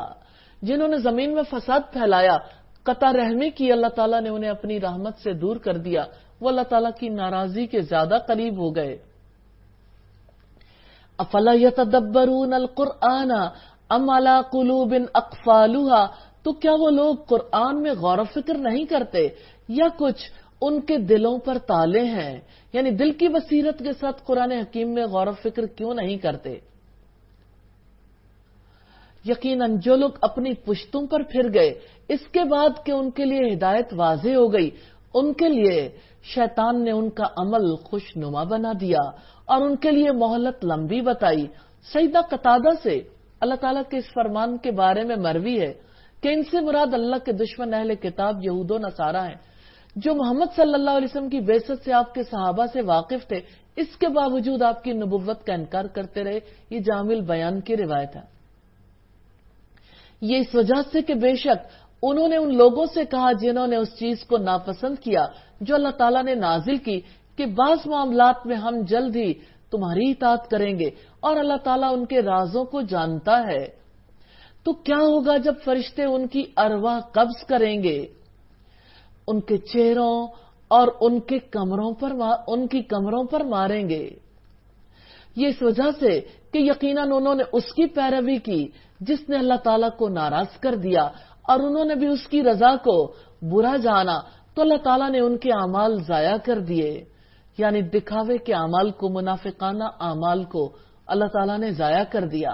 رکوع نمبر 8 ہے، ام حسب الذین فی قلوبہم مرض ان لن یخرج اللہ اضغانہم، یا ان لوگوں نے جن کے دلوں میں بیماری ہے یہ خیال کیا ہے کہ اللہ تعالیٰ ان کے کینوں کو ہرگز باہر نہیں نکالے گا، یعنی منافقوں کے دلوں کے اندر اہل اسلام کے بارے میں جو کینہ، حسد اور بغض ہے، ان کے دل جس نفرت میں کھولتے رہتے ہیں، کیا وہ سمجھتے ہیں کہ اللہ تعالیٰ اسے باہر نہیں لے کر آئے گا؟ اور اگر ہم چاہیں تو ضرور آپ کو وہ سب دکھا دیں، پھر ان کے چہرے کی علامات سے آپ انہیں ضرور پہچان لیتے، اور آپ انہی کے انداز کلام سے ضرور انہیں پہچان جائیں گے، اور اللہ تعالیٰ تمہارے سب اعمال کو جانتا ہے۔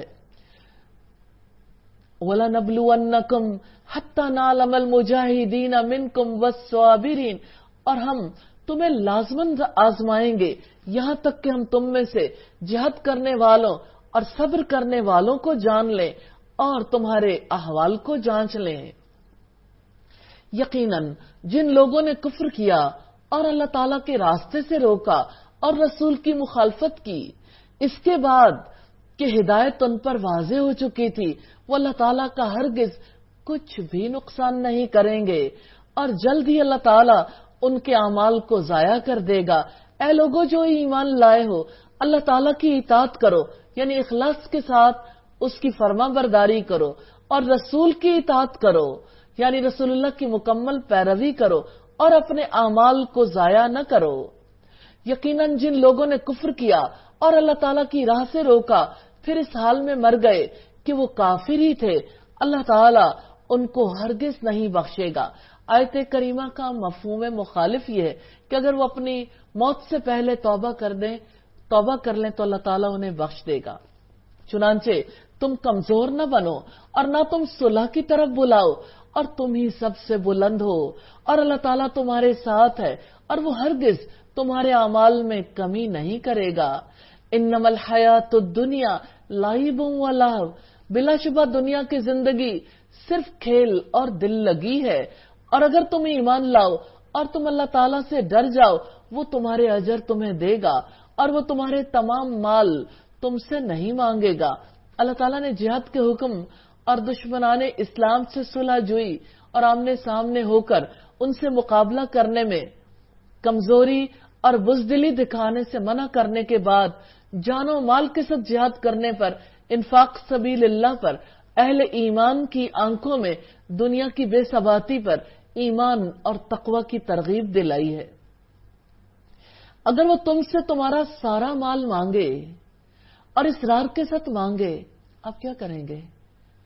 اللہ تعالیٰ کہتے ہیں تبخلو، تو تم بخل کرنے لگ جاؤ گے، اور وہ تمہارے دلوں کے کینوں کو باہر نکال دے گا، یعنی بدنیتی ظاہر ہو جائے گی۔ اس کی دلیل یہ کہ اگر اللہ تعالیٰ تم سے تمہارے اموال طلب کرے اور تمہارے تمام مال کا سوال کر کے تمہیں تنگ کرے تو تم اس کی تعمیل نہیں کرو گے۔ ہان تم ہاؤلائی تدعون لتنفقوا فی سبیل اللہ، سنو تم وہ لوگ ہو کہ تمہیں بلایا جاتا ہے تاکہ تم اللہ تعالیٰ کی راہ میں خرچ کرو، تو تم میں سے بعض لوگ بخل کرتے ہیں، اور جو بخل کرتا ہے بس وہ اپنے آپ ہی سے بخل کرتا ہے، اور اللہ تعالیٰ غنی ہے اور تم محتاج ہو، اور اگر تم منہ موڑوگے تو وہ تمہارے علاوہ کسی دوسری قوم کو بدل لائے گا، پھر وہ تم جیسے نہ ہوں گے۔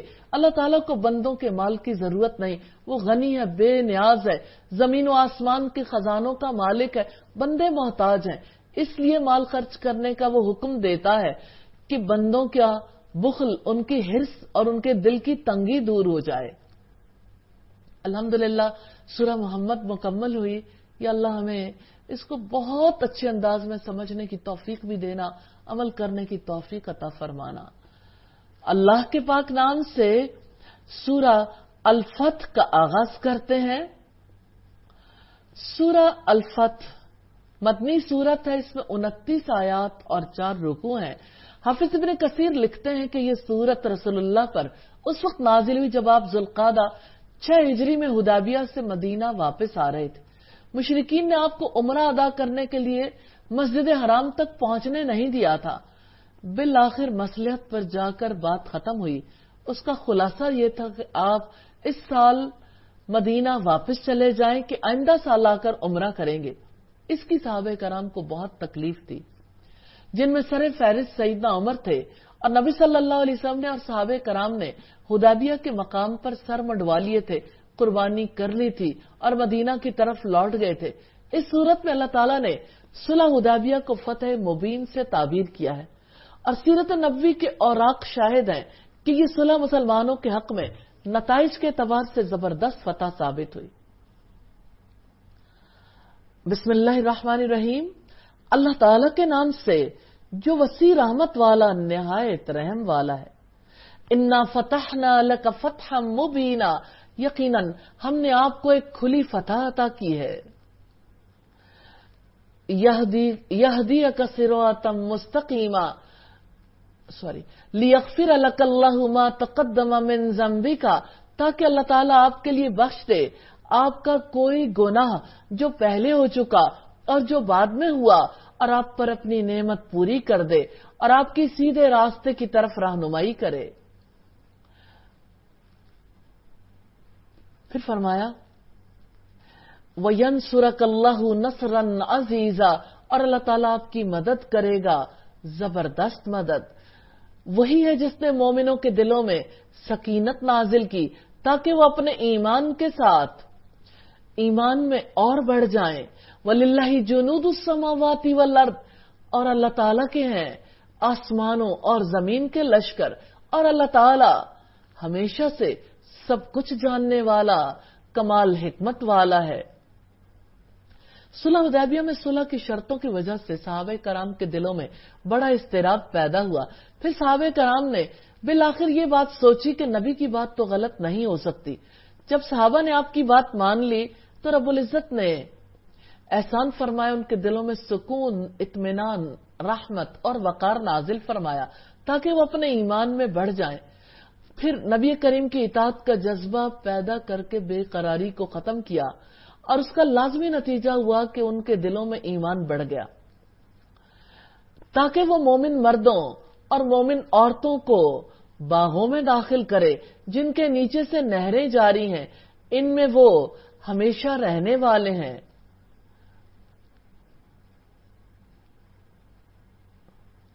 وَيُكَفِّرَ عَنْهُمْ سَيِّئَاتِهِمْ، اور تاکہ ان کی برائیاں ان سے دور کر دے، اور ہمیشہ سے ہی اللہ تعالیٰ کے نزدیک بہت بڑی کامیابی ہے۔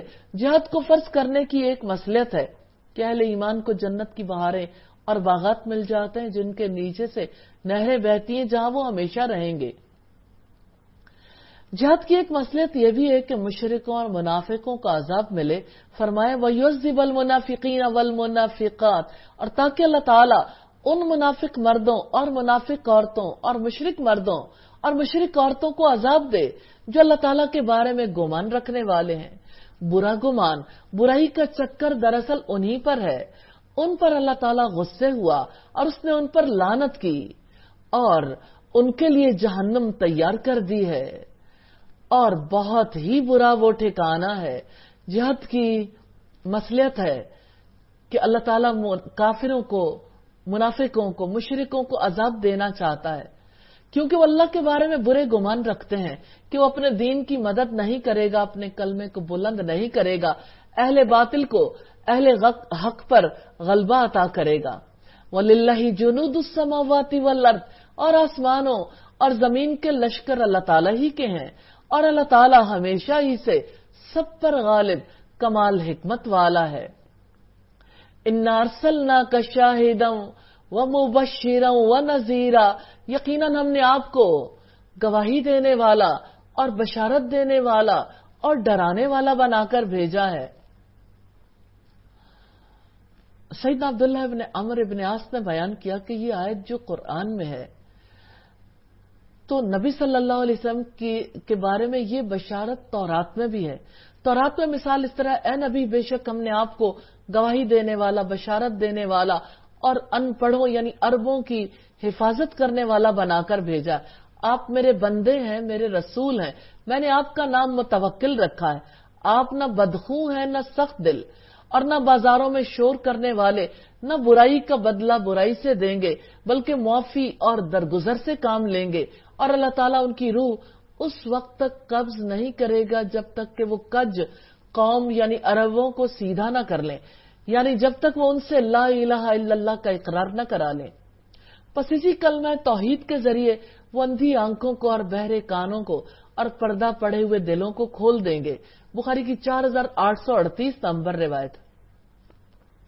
لِتُؤْمِنُوا بِاللَّهِ وَرَسُولِهِ وَتُعَزِّرُوهُ وَتُوَقِّرُوهُ، تاکہ تم سب اللہ تعالیٰ اور اس کے رسول پر ایمان لاؤ، اس کی مدد کرو، اس کی تعظیم کرو، اور صبح و شام اللہ تعالیٰ کی تسبیح کرتے رہو۔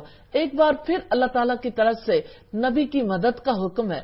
آج اللہ کے رسول تو موجود نہیں ہے، لیکن انسانوں تک اللہ کا پیغام پہنچانے، سیدھے راستے کی طرف ان کی رہنمائی کرنے، ان کی زندگی میں جتنی خرابیاں ہیں ان کو دور کرنے اور ان کو برے عذاب سے بچانے کے لیے وارننگ دینے کا مشن ابھی جاری ہے۔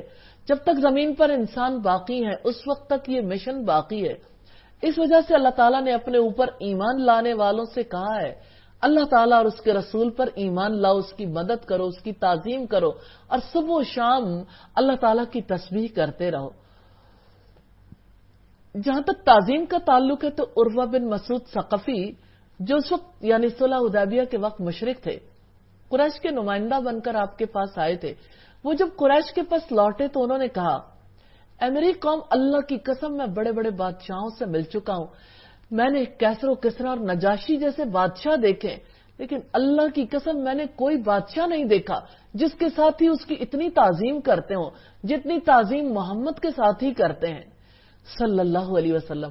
اللہ تعالیٰ کی قسم، اگر وہ تھوکتے بھی ہیں تو ان کے منہ سے نکلنے والا تھوک ان کے کسی ساتھی کی ہتھیلی پر ہی گرتا ہے، یعنی لوگ آگے بڑھ کر اسے ریسیو کرتے ہیں جسے وہ اپنے اوپر مل لیتے ہیں، اور جب وہ کوئی حکم جاری کرتے ہیں تو ان کے ساتھی اس کی بجا آوری میں ایک دوسرے پر سبقت لے جانے کی کوشش کرتے ہیں، اور جب وہ وضو کرتے ہیں تو ایسا معلوم ہوتا ہے کہ آپ کے وضو پر لڑائی ہو جائے گی۔ ہر ایک کی کوشش ہوتی ہے کہ وضو کا پانی مجھے مل جائے، اور جب وہ آپس میں گفتگو کرتے ہیں تو ان کے پاس اپنی آوازوں کو پست رکھتے ہیں اور ان کی تعظیم کی بنا پر ان کی طرف نظر اٹھا کر بھی نہیں دیکھتے۔ بخاری کی 2731 نمبر روایت۔ ان الذین یبایعونک انما یبایعون اللہ، بلا شبہ وہ لوگ جو تم سے بیعت کر رہے ہیں در حقیقت وہ اللہ تعالیٰ سے بیعت کر رہے ہیں، ان کے ہاتھوں پر اللہ تعالیٰ کا ہاتھ ہے۔ چنانچہ جس نے عہد توڑا تو وہ اپنے نفس کے خلاف ہی توڑے گا، اور جو پورا کرے گا اس عہد کو جو اس نے اللہ تعالیٰ سے کیا ہے تو بہت جلد اللہ تعالیٰ اس کو اجر عظیم عطا فرمائے گا۔ سوال یہ پیدا ہوتا ہے، یہ کون سا عہد تھا؟ یہ اصحاب شجرہ کا عہد تھا جنہوں نے رسول اللہ صلی اللہ علیہ وسلم سے درخت کے نیچے بیعت رضوہ کی تھی۔ اس موقع پر رسول اللہ صلی اللہ علیہ وسلم نے یہ بیعت لی تھی کہ سیدنا عثمان رضی اللہ تعالیٰ عنہ مکہ میں رہ گئے تھے، اندیشہ تھا کہ قتل ہو گئے۔ سیدہ ام مبشر سے روایت ہے کہ اس نے نبی کریم کو سیدہ حفصہ سے فرماتے ہوئے سنا، انشاءاللہ اصحاب شجرہ میں سے کوئی بھی جہنم میں داخل نہیں ہوگا، یعنی جنہوں نے اس درخت کے نیچے بیعت کی۔ مسلم کی 6404 نمبر روایت۔ پھر فرمایا، یہ رکو نمبر 10 ہے.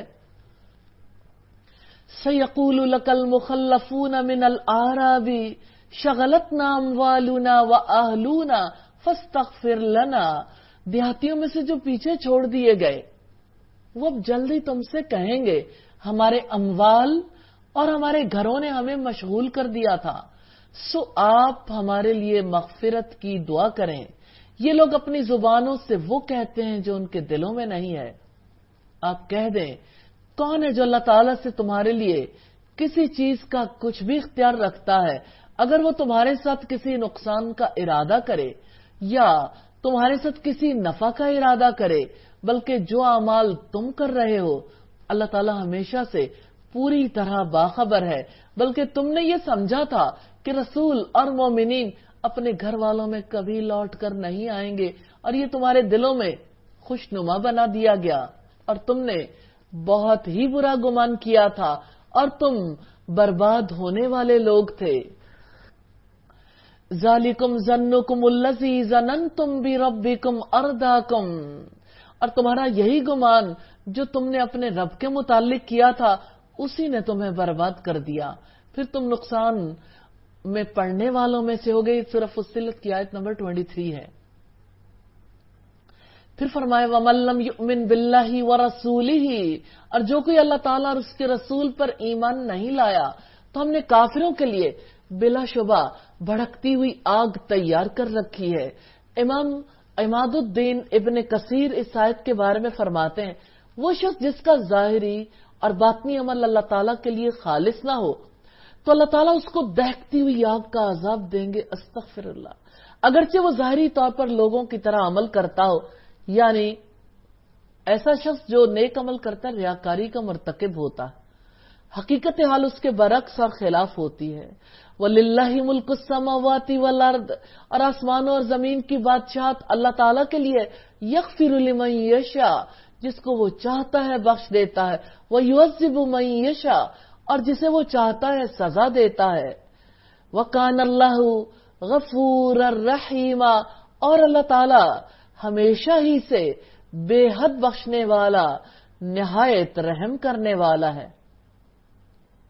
امام ابن جریر طبری لکھتے ہیں اللہ تعالیٰ رسول اللہ کے ساتھ نکلنے سے پیچھے رہنے والوں کو توبہ اور انابت اللہ اور رسول کی اطاعت کی ترغیب دے رہا ہے. وہ ان سے فرماتا ہے کہ رسول اللہ کے ساتھ نکلتے رہنے کی وجہ سے، نکلنے سے رہ جانے کی وجہ سے اللہ تعالیٰ سے توبہ کرو. توبہ کرنے والوں کو وہ بخش دیتا ہے کیونکہ وہ ہمیشہ گناہوں، نافرمانیوں اور معصیات سے توبہ مغفرت کرتے رہے. یہ اللہ تعالیٰ کا احسان اور رحمت ہے کہ وہ معصیت پر، نافرمانیوں پر عذاب و عطاب کی وجہ سے بخشش سے نواز دے. تفسیر قاسمی کی روایت ہے. جب تم مال غنیمت لے کر چلو گے، جب تم مال غنیمت کی طرف چلو گے تاکہ تم اسے حاصل کرو، پیچھے رہ جانے والے جلد ہی کہہ اٹھیں گے ہمیں بھی اجازت دو، ہم بھی تمہارے پیچھے آئیں. وہ چاہتے ہیں کہ اللہ تعالیٰ کے کلام کو بدل دیں. کہہ دو تم ہمارے پیچھے ہرگز نہیں آؤ گے. اسی طرح اللہ تعالیٰ نے پہلے ہی یہ فرما دیا ہے تو جلد ہی وہ کہیں گے بلکہ تم لوگ ہم سے حسد کرتے ہو. بلکہ یہ لوگ کم ہی بات کو سمجھتے ہیں، یعنی دین کی سمجھ نہیں رکھتے. اب پیچھے رہ جانے والے دیہاتیوں سے کہہ دو عنقریب تمہیں ایک انتہائی سخت جنگجو قوم کی طرف بلایا جائے گا، تم ان سے جنگ کرو گے یا وہ اسلام لائیں گے. پھر اگر تم اطاعت کرو گے تو اللہ تعالیٰ تمہیں اچھا اجر دے گا، اور اگر تم منہ موڑو گے جیسا کہ تم اس سے پہلے منہ موڑ گئے تھے تو اللہ تعالیٰ تمہیں عذاب دے گا، دردناک عذاب. رب العزت نے نبی صلی اللہ علیہ وسلم سے فرمایا کہ آپ پیچھے رہنے والے بدوی عربوں سے کہہ دیں جو معذرتیں پیش کرتے ہیں کہ عنقریب تمہیں جہاد کے لیے بلایا جائے گا ایسی قوم سے جہاد جو سخت لڑاکا ہوگی، وہ اہل فارس اور اہل روم جیسی قومیں نہیں ہوں گی. پھر فرمایا لیس علی الاعمى حرج ولا علی الاعرج حرج ولا علی المریض حرج. نہ اندھے پر کوئی تنگی ہے، نہ لنگڑے پر کوئی تنگی ہے، نہ بیمار پر کوئی تنگی ہے. اور جو شخص اللہ تعالیٰ اور اس کے رسول کی اطاعت کرے گا تو اللہ تعالیٰ اس کو باغوں میں داخل کرے گا جن کے نیچے نہریں بہتی ہوں گی اور جو منہ موڑے گا اسے وہ دردناک عذاب دے گا۔ رکو نمبر 11 ہے لقد رضی اللہ عن المؤمنین اذ یبایعونک تحت الشجرۃ، اللہ تعالیٰ ایمان والوں سے راضی ہو گیا جب وہ درخت کے نیچے آپ سے بیعت کر رہے تھے، تو جو ان کے دلوں میں تھا وہ جان گیا، تو اس نے ان پر سکینت نازل کر دی اور بدلے میں انہیں قریبی فتح عطا کی۔ بہتر رضواں صلح حدیبیہ کے وقت ہوئی تھی ایک درخت کے نیچے۔ جن صحابہ کرام نے یہ بیعت کی تھی، اللہ تعالیٰ نے انہیں اپنی رضا کی خوشخبری دی کہ اللہ تعالیٰ مومنوں سے راضی ہو گیا جب وہ درخت کے نیچے آپ سے بیعت کر رہے تھے۔ تفسیر تیسیر الرحمان کی روایت ہے۔ اور بہت سے اموال غنیمت بھی جنہیں وہ حاصل کریں گے، اور اللہ تعالیٰ ہمیشہ سے سب پر غالب کمال حکمت والا ہے۔ بہت سے اموال غنیمت حدیبیہ کے 3 ماہ بعد ہی ملنے شروع ہو گئے۔ رسول اللہ خیبر کی طرف متوجہ ہوئے، اللہ تعالیٰ نے خیبر فتح کرایا، بہت سا مال غنیمت مسلمانوں کے ہاتھ آیا، اس کے علاوہ باغات میں ملے۔ یہ اللہ تعالیٰ کا انعام تھا۔ حدیبیہ کی گھٹن اور حدیبیہ کی کٹھن مہم میں اللہ کے رسول کا ساتھ دیا تھا۔ وعدکم اللہ مغانم کثیرۃ تأخذونہا، اللہ تعالیٰ نے تمہارے ساتھ بہت سے اموال غنیمت کا وعدہ کیا ہے جسے تم حاصل کرو گے، چنانچہ اس نے جلد ہی تمہیں یہ فتح دے دی، اور اس نے لوگوں کے ہاتھ تم سے روک دیے، اور تاکہ مومنوں کے لیے یہ ایک نشانی بن جائے اور اللہ تعالیٰ تمہیں سیدھی راہ پر چلائے۔ جب صلح حدیبیہ ہوئی اس وقت یہ معاہدہ تھا کہ اب جنگ نہیں ہوگی۔ جب کافروں سے جنگ بندی کا معاہدہ ہوا، اس کی وجہ سے مسلمانوں کو دین پھیلانے کا بہت موقع ملا۔ اس کے بعد بہت وفود آئے، اسلام تیزی سے پورے عرب میں پھیل گیا۔ اللہ تعالیٰ نے بہت سی غنیمتیں اور فتوحات عطا کی، یہودیوں کے قلعے فتح ہوئے، بہت سا مال مسلمانوں کو ملا، اور اسلام ایک قوت کی صورت میں ابھر آیا۔ صلح حدیبیہ اور مکہ فتح ہونے کے درمیان اسلام کو بہت زیادہ قوت نصیب ہوئی۔ وَأُخْرَىٰ لَمْ تَقْدِرُوا عَلَيْهَا قَدْ أَحَاطَ اللَّهُ بِهَا، اور کئی اور غنیمتیں بھی جس پر ابھی تک تم قادر نہیں ہوئے، حالانکہ اللہ تعالیٰ نے یقیناً ان کو گھیر رکھا ہے، اور ہمیشہ سے اللہ تعالیٰ ہر چیز پر پوری قدرت رکھنے والا ہے۔ یعنی ان غنیمتوں کا بھی اللہ تعالیٰ نے وعدہ فرمایا جس پر وہ ابھی قادر نہیں تھے، اور وہ روم اور فارس کی غنیمتیں انہیں اللہ تعالیٰ آسان فرما دے گا۔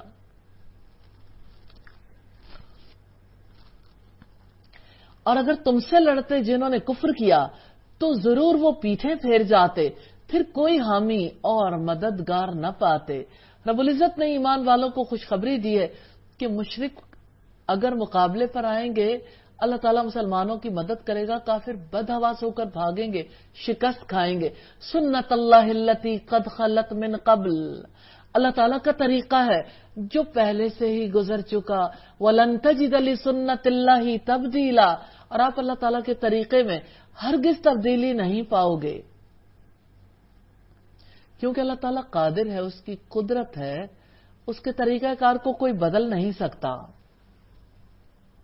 اور وہی ہے جس نے مکہ کی وادی میں ان کے ہاتھ تم سے، تمہارے ہاتھ ان سے روک دیے، اس کے بعد کہ وہ تمہیں ان پر فتح عطا کر چکا تھا، اور ہمیشہ سے اللہ تعالیٰ خوب دیکھنے والا ہے جو تم عمل کرتے ہو۔ وہی لوگ ہیں جنہوں نے کفر کیا اور تمہیں مسجد حرام سے روک دیا، اور قربانی کے جانوروں کو جو اس سے روکے ہوئے تھے کہ وہ اپنی قربان گاہ پر پہنچے۔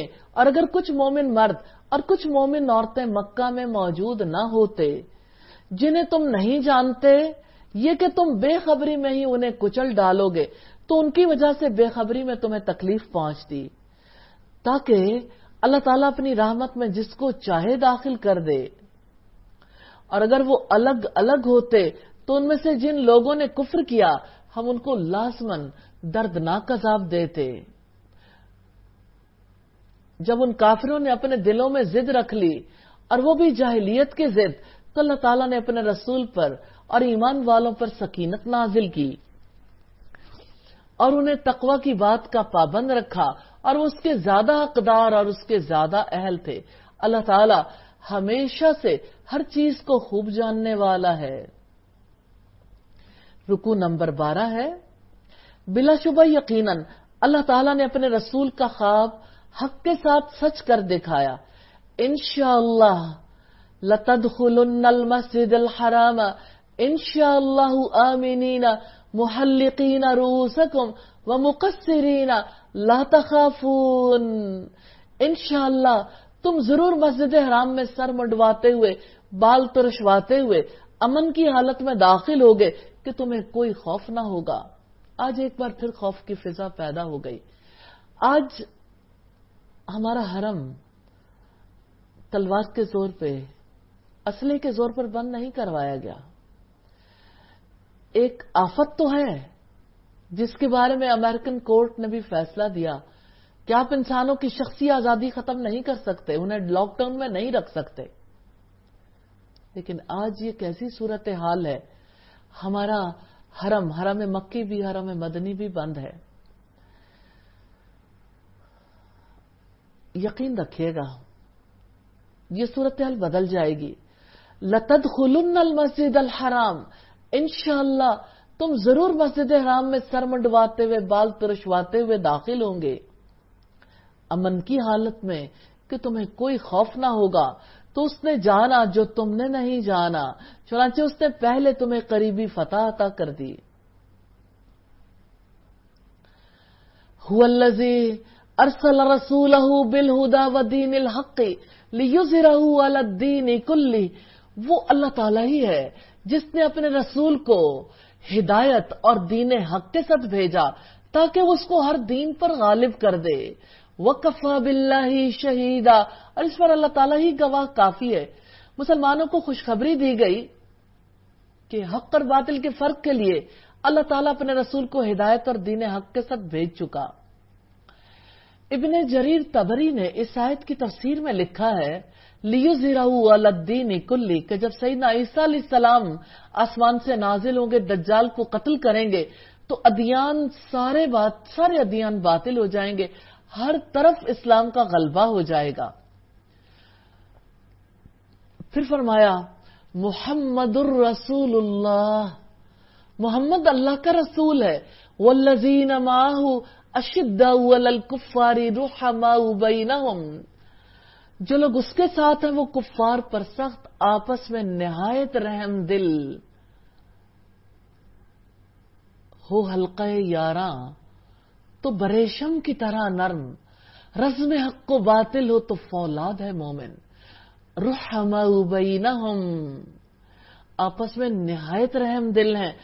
تراہم, آپ انہیں دیکھو گے, کہاں دیکھنا ہے, رکان سجداً یبتغون فضلا من اللہ ورضوانا, اس حال میں کہ وہ رکوع کرنے والے, سجدہ کرنے والے ہیں, اللہ تعالیٰ کے فضل اور رضا کو ڈھونڈتے ہیں. سجدوں کے اثرات سے ان کے چہروں میں ان کی شناخت ہے. ان کی یہ مثال تورات میں ہے اور انجیل میں ان کی مثال ایک کھیتی جیسی ہے جس نے اپنی کونپل نکالی, پھر اس نے اس کو مضبوط کیا, پھر وہ موٹی ہو گئی, پھر اپنے تنے پر سیدھی کھڑی ہو گئی. کسانوں کو وہ خوش کرتی ہے تاکہ ان کی وجہ سے کافروں کو غصہ دلائے. اللہ تعالیٰ نے ان لوگوں سے جو ایمان لائے اور ان میں سے جنہوں نے نیک عمل کیے مغفرت اور بڑے اجر کا وعدہ کیا ہے.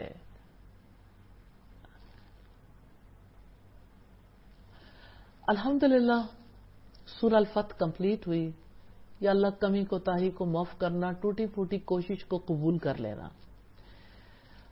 اللہ کے پاک نام سے سورہ الحجرات کا آغاز کرتے ہیں. مدنی سورت ہے, اس میں 18 آیات اور 2 رکوع ہیں. آیت کا نام آیت نمبر 4 سے ماخوذ ہے. مہاجمی فرماتے ہیں سورت کا نام حجرات ایسے رکھا گیا, حجرات, کیونکہ اس کی آیات مبارکہ ایسے انسان کی انسانیت کی نفی کرتی ہے جو نبی صلی اللہ علیہ وسلم کی تکریم نہیں کرتا, اور آپ کی تکریم کرنا قرآن مجید کے بڑے بڑے مقاصد میں سے ہے. اس سورت کو سورہ الاخلاق والآداب بھی کہا گیا کیونکہ اس میں اسلامی معاشرے کے آداب ہیں اور اس کی تنظیمی کیفیت کی رہنمائی موجود ہے. یہ سورت فضائل اعمال اور مکارم اخلاق کی ترغیب دیتی ہے. اسلامی معاشرت کے آداب کے 5 اصول ہیں. اللہ اور اس کے رسول کی فرما برداری کرنا, شان رسول کی تعظیم، اڑتی ہوئی خبروں کی تحقیق، لوگوں کا مذاق اڑانے کی تحریم، جاسوسی، غیبت اور بدگمانی کی حرمت۔ یہ 5 اصول ہیں جس کے بعد اسلامی تنظیم یا اسلامی معاشرت صحیح معنوں میں ابھرتی ہے، جس کی وجہ سے نیکیاں پروان چڑھتی ہیں، برائیاں دور ہوتی ہیں۔ سورہ حجرات مدنی سورت ہے، اس میں 18 آیات اور 2 رکوع ہیں۔ بسم اللہ الرحمن الرحیم۔ اللہ تعالی کے نام سے جو وسیع رحمت والا، نہایت رحم والا ہے۔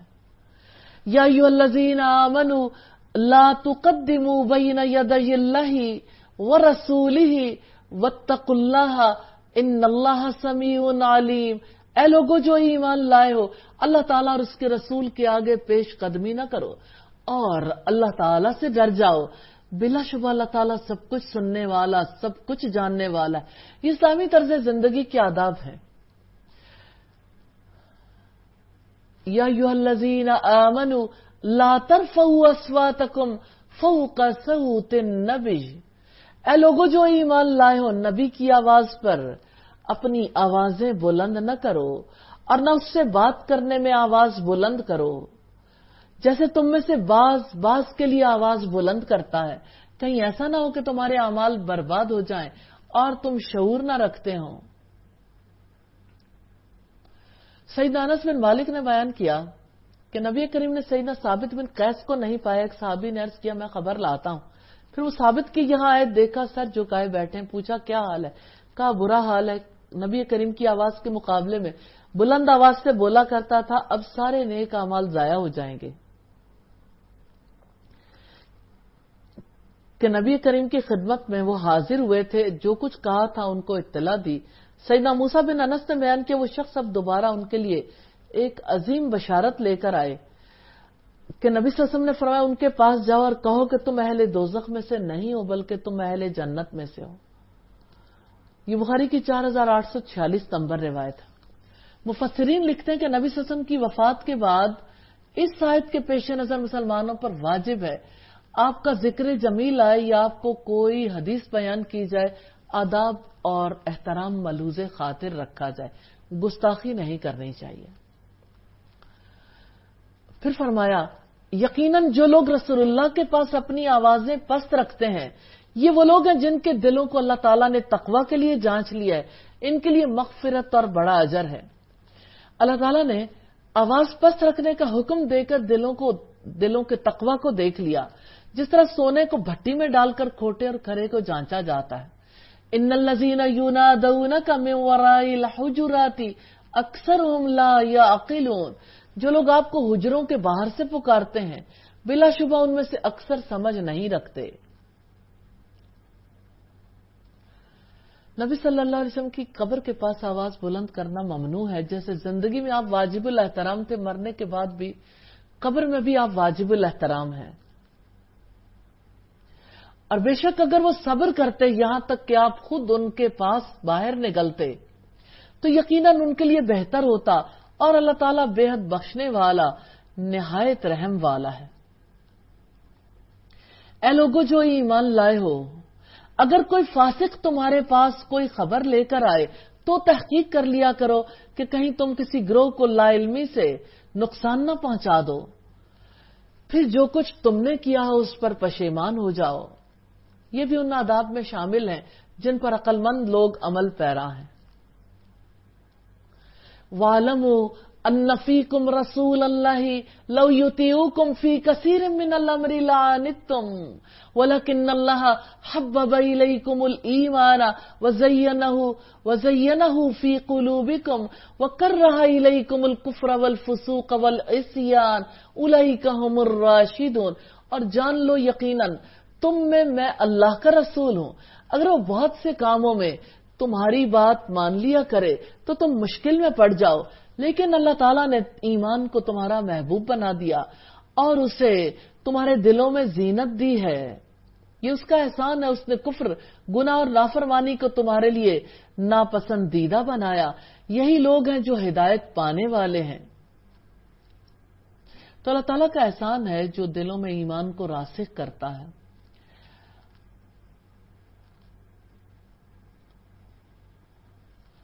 फज़लन मिन अल्लाह व नियामा, अल्लाह के फजल और उसके एहसान से, और अल्लाह ताला सब कुछ जानने वाला, कमाल हिकमत वाला है।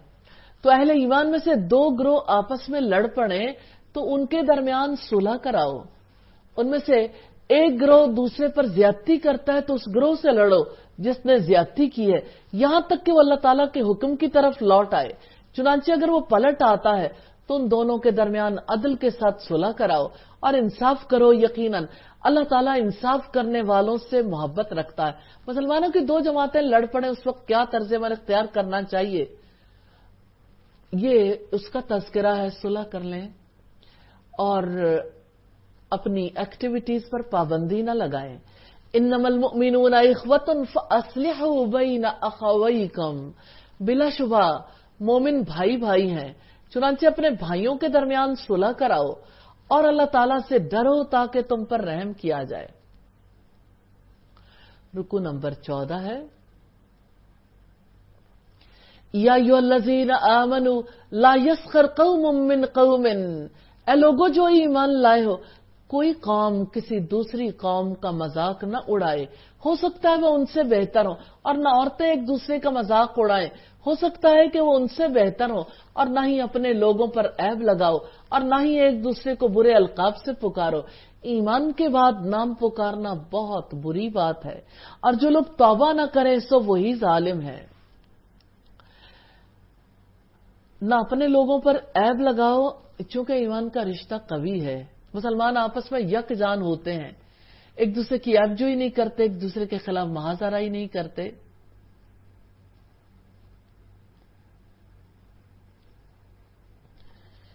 या अय्युहल्लज़ीना आमनू इज्तनिबू कसीरम मिनज़्ज़न, ए लोगो जो ईमान लाए हो, बहुत गुमान करने से बचो। बिलाशुबा बाज गुमान गुनाह होते हैं।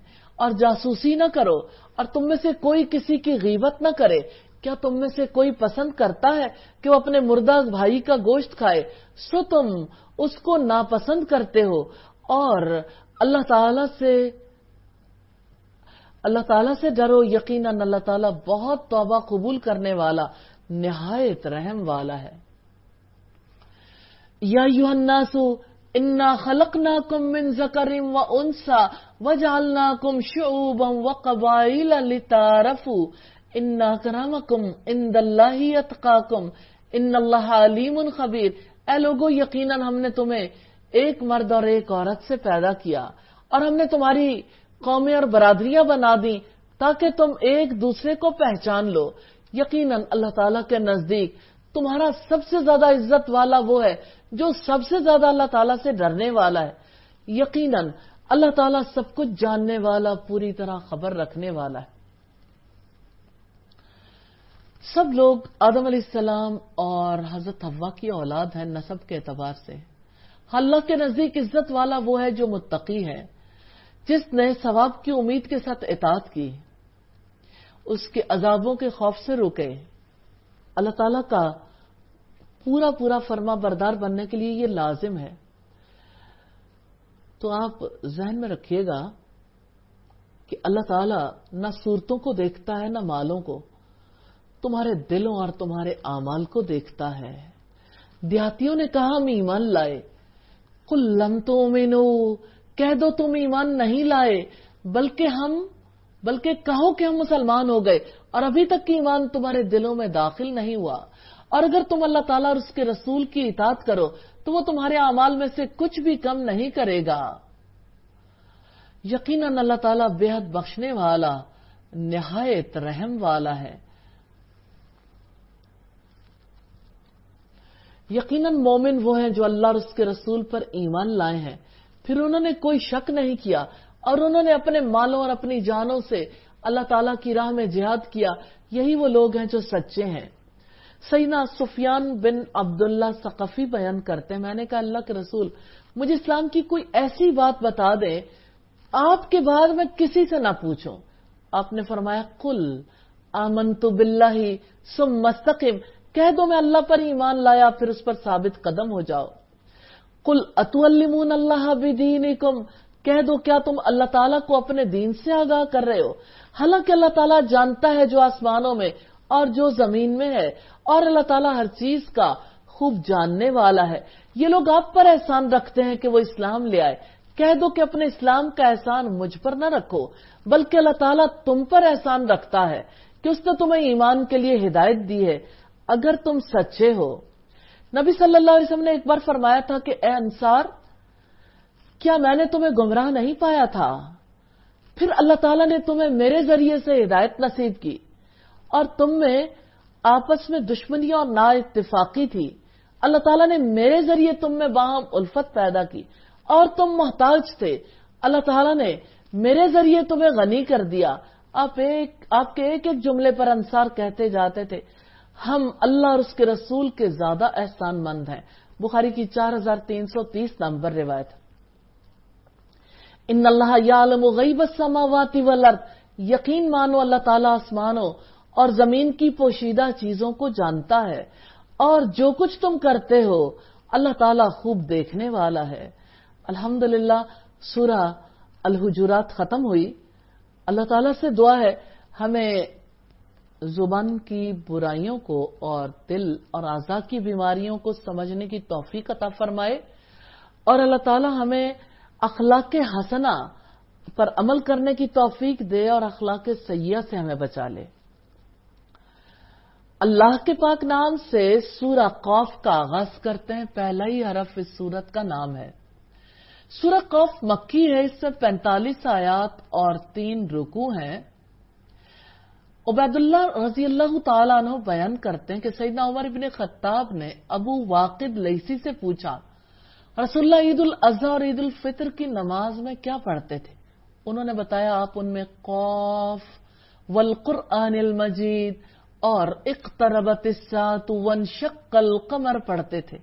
یہ مسلم کی روایت ہے 891 نمبر پر۔ سیدنا جابر بن سمورہ بیان کرتے ہیں کہ رسول اللہ فجر کی نماز میں سورہ قاف والقرآن المجید پڑھتے تھے، اس کے بعد کی باقی نمازیں ہلکی پڑھتے تھے۔ بسم اللہ الرحمن الرحیم، اللہ تعالیٰ کے نام سے جو وسیع رحمت والا نہایت رحم والا ہے۔ سورت کا پہلا رکوع ہے اور پارے کا 15واں رکوع۔ قاف والقرآن المجید، قاف قسم ہے قرآن مجید کی جو بڑی شان والا ہے۔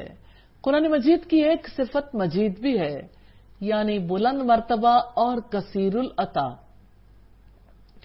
قرآن کا نظم اور معنی کے اعتبار سے اعجاز اس کے بلند مرتبہ ہونے کی دلیل ہے، اور قرآن مجید کی اس اتباع سے جو فوائد حاصل ہوتے ہیں وہ بجائے خود ہی اس کے کثیر العطا ہونے کی دلیل ہے۔ اس بنا پر قرآن مجید ہی کو نبی صلی اللہ علیہ وسلم کی رسالت کے دلیل کے طور پر پیش کیا گیا۔ بل عجبوا ان جاءهم منذر منهم فقال الكافرون هذا شيء عجیب، بلکہ انہوں نے تعجب کیا کہ ان کے پاس انہی میں سے ایک خبردار کرنے والا آ گیا، تو کافروں نے کہا یہ بڑی عجیب چیز ہے۔ تعجب کیسی بات پر کر رہے ہیں جس پر تعجب کرنا نامناسب ہے۔ اَإِذَا مِتْنَا وَكُنَّا تُرَابًا ذَلِكَ رَجْعٌ بَعِيدٌ، کیا جب ہم مر جائیں گے اور ہم مٹی ہو جائیں گے، یہ واپسی بہت دور ہے، اللہ تعالیٰ پر آسان ترین ہے۔ قد علمنا ما تنقص الارض منهم وعندنا کتاب حفیظ، بلا شبہ ہمیں معلوم ہے جتنا زمین ان میں سے گھٹاتی ہے، اور ہمارے پاس ایک محفوظ کرنے والی کتاب ہے، یعنی جو کچھ ان کی زندگی اور موت میں ان کے ساتھ وقوع پذیر ہوگا اس کے بارے میں یہ کتاب ہر قسم کی تبدیلی سے محفوظ ہے۔ یہ اللہ تعالیٰ کے کامل اور وسیع علم کے ذریعے سے جس کا اس کے سوا کوئی احاطہ نہیں کر سکتا، اس کی مردوں کو زندہ کرنے کی قدرت پر استدلال ہے۔ بل کذبوا بالحق لما جاءهم فهم فی امر مریج، بلکہ انہوں نے سچی بات کو جھٹلایا جبکہ وہ ان کے پاس آئی، چنانچہ وہ ایک الجھے ہوئے معاملے میں ہیں، نہ سکون ہے نہ قرار۔ کبھی جادوگر کہتے ہیں، کبھی پاگل کہتے ہیں، کبھی شاعر کہتے ہیں۔ انہوں نے قرآن حکیم کو ٹکڑے ٹکڑے کر ڈالا، اسے فاسد کلام قرار دیا۔ افلم ينظروا الى السماء فوقهم كيف بنيناها وزيناها وما لها من فروج. تو کیا انہوں نے اپنے اوپر آسمان کو نہیں دیکھا؟ کس طرح ہم نے اسے بنایا اور ہم نے اسے زینت دی اور اس کے لیے کوئی شگاف نہیں ہے. اور زمین کو ہم نے پھیلایا اور اس میں گڑے ہوئے پہاڑ رکھے اور اس میں ہر قسم کی خوش منظر خوش نما چیز اگا دی جو انسانوں، جانوروں اور دیگر مخلوقات کی خوراک ہے اور دیکھنے والوں کو بہت خوش کرتی ہے. تبصرۃ و ذکریٰ لکل عبد منیب، دکھانے اور یاد دلانے کے لیے ہر اس بندے کو جو رجوع کرنے والا ہے. تو قرآن مجید بصیرت ہے جس کے ذریعے بندہ جہالت کے اندھے پن میں بصیرت حاصل کرتا ہے. اس سے ہر کوئی بہرہ مند نہیں ہوتا. لکل عبد منیب، صرف وہی بندہ بہرہ مند ہوتا ہے جو اللہ تعالیٰ کی طرف رجوع کرنے والا، محبت، خوف اور رجا کے ساتھ اس کی طرف توجہ کرنے والا، اس کے داعی کی آواز پر لبیک کہنے والا ہے. وَنَزَّلْنَا مِنَ السَّمَاءِ مَاءً مُبَارَكًا، اور ہم نے آسمان سے بابرکت پانی نازل کیا، پھر اس کے ذریعے باغات اور کاٹی جانے والی فصل کے دانے اگا دیے. اس پانی میں زندگی کا راز ہے. اسی کے ذریعے باغات اور کٹنے والی کھیتیاں اللہ کے حکم سے تیار ہوتی ہیں. اسی کے ذریعے کھجوروں کے درخت اور ان کے پختہ پھلوں کو پیدا کیا جاتا ہے. پانی جس کا کوئی رنگ نہیں، اس پانی سے کتنے رنگ جنم لیتے ہیں. پانی جس کی کوئی بو نہیں، اس سے کتنی خوشبوئیں جنم لیتی ہیں. پانی جس کا کوئی ذائقہ نہیں، اس سے کتنے ذائقے جنم لیتے ہیں. یقیناً پانی مبارک ہے، اللہ تعالیٰ نے اسے برکت والا بنایا ہے. وَالنَّخْلَ بَاسِقَاتٍ لَهَا طَلْعٌ نَضِيدٌ، اور بلند و بالا کھجوروں کے درخت جن کے شگوفے طے بتائے ہیں، جو بندوں کے لیے رزق ہے. اور اس کے ذریعے ہم نے ایک مردہ زمین کو زندہ کر دیا. اسی طرح زمین سے نکلنا ہوگا. سیدنا ابو ہریرہ بیان کرتے ہیں رسول اللہ نے فرمایا 2 مرتبہ سور پھونکنے کے درمیان 40 سال کی مدت ہوگی. اتنی مدت گزرنے کے بعد اللہ تعالیٰ آسمان سے بارش نازل کرے گا جس سے لوگوں کے جسم زمین سے اسی طرح اگیں گے جیسے سبزی اگتی ہے. مسلم کی 2955 نمبر روایت ہے. کذبت قبلہم قوم نوح و اصحاب الرس و سمود، ان سے پہلے قوم نوح اور اصحاب رس اور سمود نے جھٹلایا. اصحاب الرس ایک ایسی قوم تھی جس نے اپنے نبی کو کنویں میں پھینک دیا تھا. اور عاد اور فرعون اور لوط کے بھائیوں نے اور اہل ایکا اور قوم تبا نے ہر ایک نے رسولوں کو جھٹلایا تو میری وعید سچ ثابت ہوئی. تو کیا ہم پہلی بار کی تخلیق سے تھک گئے ہیں، بلکہ وہ ایک نئی تخلیق سے شک میں ہیں. رکو نمبر 16 ہے وَلَقَدْ خَلَقْنَا الْإِنسَانَ وَنَعْلَمُ مَا تُوَسْوِسُ بِهِ نَفْسُهُ وَنَحْنُ أَقْرَبُ إِلَيْهِ مِنْ حَبْلِ الْوَرِيدِ، اور بلا شبہ یقیناً ہم نے انسان کو پیدا کیا ہے اور ہم ان کو جانتے ہیں جن کا وسوسہ اس کا نفس ڈالتا ہے، اور ہم رگے جاں سے بھی زیادہ اس کے قریب ہیں. اِذْ يَتَلَقَّى الْمُتَلَقِّيَانِ عَنِ الْيَمِينِ وَعَنِ الشِّمَالِ قَعِيدٌ، جبکہ 2 ضبط کرنے والے اس کے دائیں اور بائیں بیٹھے ضبط کرتے رہتے ہیں. سیدنا معاذ نے رسول اللہ سے پوچھا اللہ کے نبی ہم جو کچھ کہتے ہیں اس پر ہمارا مواخذہ ہوگا؟ آپ نے فرمایا تمہاری ماں تمہیں گم پائے زبان کی کاٹی ہوئی کھیتی کے علاوہ بھلا اور کون سی چیز نتنوں کے بل آگ میں گرائے گی. ما یلفظ من قول الا لدیہ رقیب عتید، کوئی لفظ وہ نکل نہیں پاتا مگر ایک تیار نگران اس کے پاس ہوتا ہے. یعنی فرشتے جو نیک اور بد لکھ لیتے ہیں. وجات سکرت الموت بالحق، اور موت کی بے ہوشی حق لے کر آ پہنچی. ذالک ما کنت منہ تحید، یہی ہے وہ چیز جس سے تو بھاگتا تھا. سیدہ عائشہ بیان کرتی رسول اللہ کے قریب پانی کا ایک پیالہ تھا. جب آپ پر موت کی غشی طاری ہونے لگی تو آپ اپنے ہاتھوں کو اس پیالے میں داخل کر کے بھگوتے اور پھر اپنے چہرے پر ان گیلے ہاتھوں کو پھیرتے جاتے اور فرماتے جاتے لا الہ الا اللہ موت کی بڑی سختیاں ہیں، یا اللہ ہمیں موت کی سختیوں سے بچا لینا۔ بخاری کی 4449 نمبر روایت۔ وَنُفِخَ فِي الصُّورِ ذَلِكَ يَوْمُ الْوَعِيدِ، اور سور میں پھونک دیا جائے گا، یہ وعدہ عذاب کے دن ہوگا۔ وَجَاءَتْ كُلُّ نَفْسٍ مَّعَهَا سَائِقٌ وَشَهِيدٌ، اور ہر شخص آئے گا، اس کے ساتھ ایک ہانکنے والا اور ایک گواہی دینے والا ہوگا۔ ہانکنے والے سے مراد وہ فرشتہ ہے جو انسانوں کو گھیر کر حشر کے میدان میں لائے گا، لوگ اس سے بچ نہیں سکیں گے۔ اور شہید گواہی دینے والا ہوگا، شہید سے اس کے اعمال پر گواہ فرشتہ مراد ہے جو اس کے اچھے برے اعمال پر گواہ ہوگا۔ لَقَدْ كُنْتَ فِي غَفْلَةٍ مِّنْ هَٰذَا فَكَشَفْنَا عَنْكَ غِطَاءَكَ فَبَصَرُكَ الْيَوْمَ حَدِيدٌ، بلا شبہ یقیناً اس سے تو غفلت میں تھا، سو ہم نے تجھ پر سے تیرا پردہ ہٹا دیا ہے، تو تیری نگاہ آج خوب تیز ہے۔ آج اتنی تیز ہے کہ تم دنیا میں جو کفر کرتے تھے انہیں دیکھتے ہو اور مختلف قسم کے عذابوں کو دیکھ کر تم گھبراتے ہو، یاد کر رہے ہو کہ دنیا میں کون کون سے فضائل سے غفلت برتی تھی۔ وَقَالَ قَرِينُهُ هَٰذَا مَا لَدَيَّ عَتِيدٌ، اور اس کا ساتھی فرشتہ کہے گا یہ حاضر ہے جو میرے پاس تھا۔ الْقِيَا فِي جَهَنَّمَ كُلَّ كَفَّارٍ عَنِيدٍ، تم دونوں جہنم میں ڈال دو ہر زبردست ناشکرے کو، بہت اناد رکھنے والے کو، خیر سے بہت روکنے والے، حد سے گزرنے والے، شک کرنے والے کو۔ خیر سے بہت روکنے والے یعنی حقوق واجبہ ادا نہ کرنے والے، نہ کسی سے حسن سلوک کرے، نہ صلہ رحمی، نہ صدقہ و خیرات۔ الذی جعل مع اللہ الہا آخر فالقیاہ فی العذاب الشدید، جس نے اللہ تعالیٰ کے ساتھ دوسرا معبود بنایا سو تم دونوں اسے سخت عذاب میں ڈال دو۔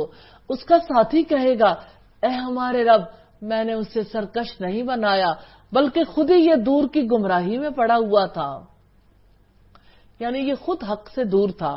قال لا تختصموا لدی وقد قدمت الیکم بالوعید، ارشاد ہوگا میرے پاس جھگڑا نہ کرو اور میں نے تمہاری جانب ڈرانے کا پیغام پہلے بھیجا تھا۔ یہ بات اللہ تعالیٰ کافروں اور ان کے دوست شیطانوں سے کہیں گے کہ یہاں انصاف کی عدالت میں جھگڑے کی ضرورت نہیں، نہ کوئی فائدہ ہے، میں نے تمہیں پہلے ہی رسولوں کے توسط سے تنبیہات کر دی تھی۔ ما یبدل القول لدی وما انا بظلام للعبید، نہ میرے پاس بات بدلی جاتی ہے اور میں اپنے بندوں پر ہرگز ظلم ڈھانے والا نہیں ہوں۔ رکو نمبر 17 ہے۔ یوم تقول لجہنم هل امتلأت، جس دن ہم جہنم سے کہیں گے کیا تو بھر گئی، وتقول هل من مزید، اور وہ کہے گی کیا کچھ مزید ہے، یعنی جہنم اتنے انسانوں سے بھی نہیں بھرے گی، اس سے اس کی وسعت کا پتہ چلتا ہے۔ وَأُزْلِفَتِ الْجَنَّةُ لِلْمُتَّقِينَ غَيْرَ بَعِيدٍ، اور جنت پرہیزگاروں کے قریب لائی جائے گی، کچھ دور نہیں رہے گی۔ هَذَا مَا تُوعَدُونَ لِكُلِّ أَوَّابٍ حَفِيظٍ، یہ ہے وہ چیز جس کا تم سے وعدہ کیا جاتا تھا ہر اس شخص کے لیے جو بہت رجوع کرنے والا، بڑی حفاظت کرنے والا ہو۔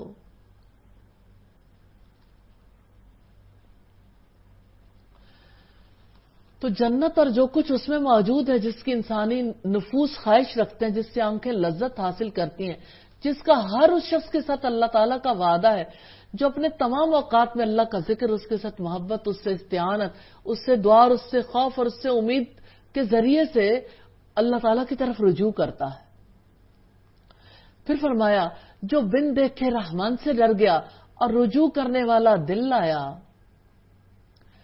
ان سے کہا جائے گا جنت میں سلامتی کے ساتھ داخل ہو جاؤ، یہی ابدی زندگی کا دن ہے، ان کے لیے وہاں وہ سب کچھ ہوگا جو وہ چاہیں گے، اور ہمارے پاس مزید بھی ہے۔ وَكَمْ أَهْلَكْنَا قَبْلَهُمْ مِنْ قَرْنٍ هُمْ أَشَدُّ مِنْهُمْ بَطْشًا فَنَقَّبُوا فِي الْبِلَادِ،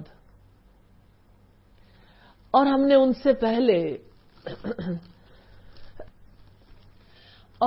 ان سے پہلے کئی قوموں کو ہلاک کر دیا جو پکڑنے میں ان سے زیادہ سخت تھی، چنانچہ وہ شہروں میں ڈھونڈتے ہی رہ گئے کہ کیا کوئی بھاگنے کی جگہ ہے.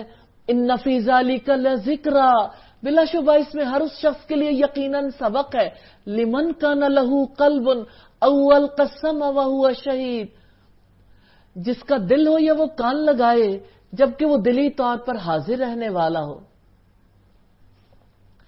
اور بلا شبہ ہم نے آسمانوں کو اور زمین کو اور جو کچھ ان کے درمیان ہے یقیناً 6 دنوں میں پیدا کر دیا، اور ہمیں تھکاوٹ نے چھوا تک نہیں. فاصبر علی ما یقولون وسبح بحمد ربک قبل طلوع الشمس وقبل الغروب. جو کچھ وہ کہتے ہیں سو اس پر صبر کرو اور اپنے رب کی حمد کے ساتھ تسبیح کرتے رہو طلوع آفتاب سے پہلے، طلوع آفتاب اور غروب آفتاب سے پہلے.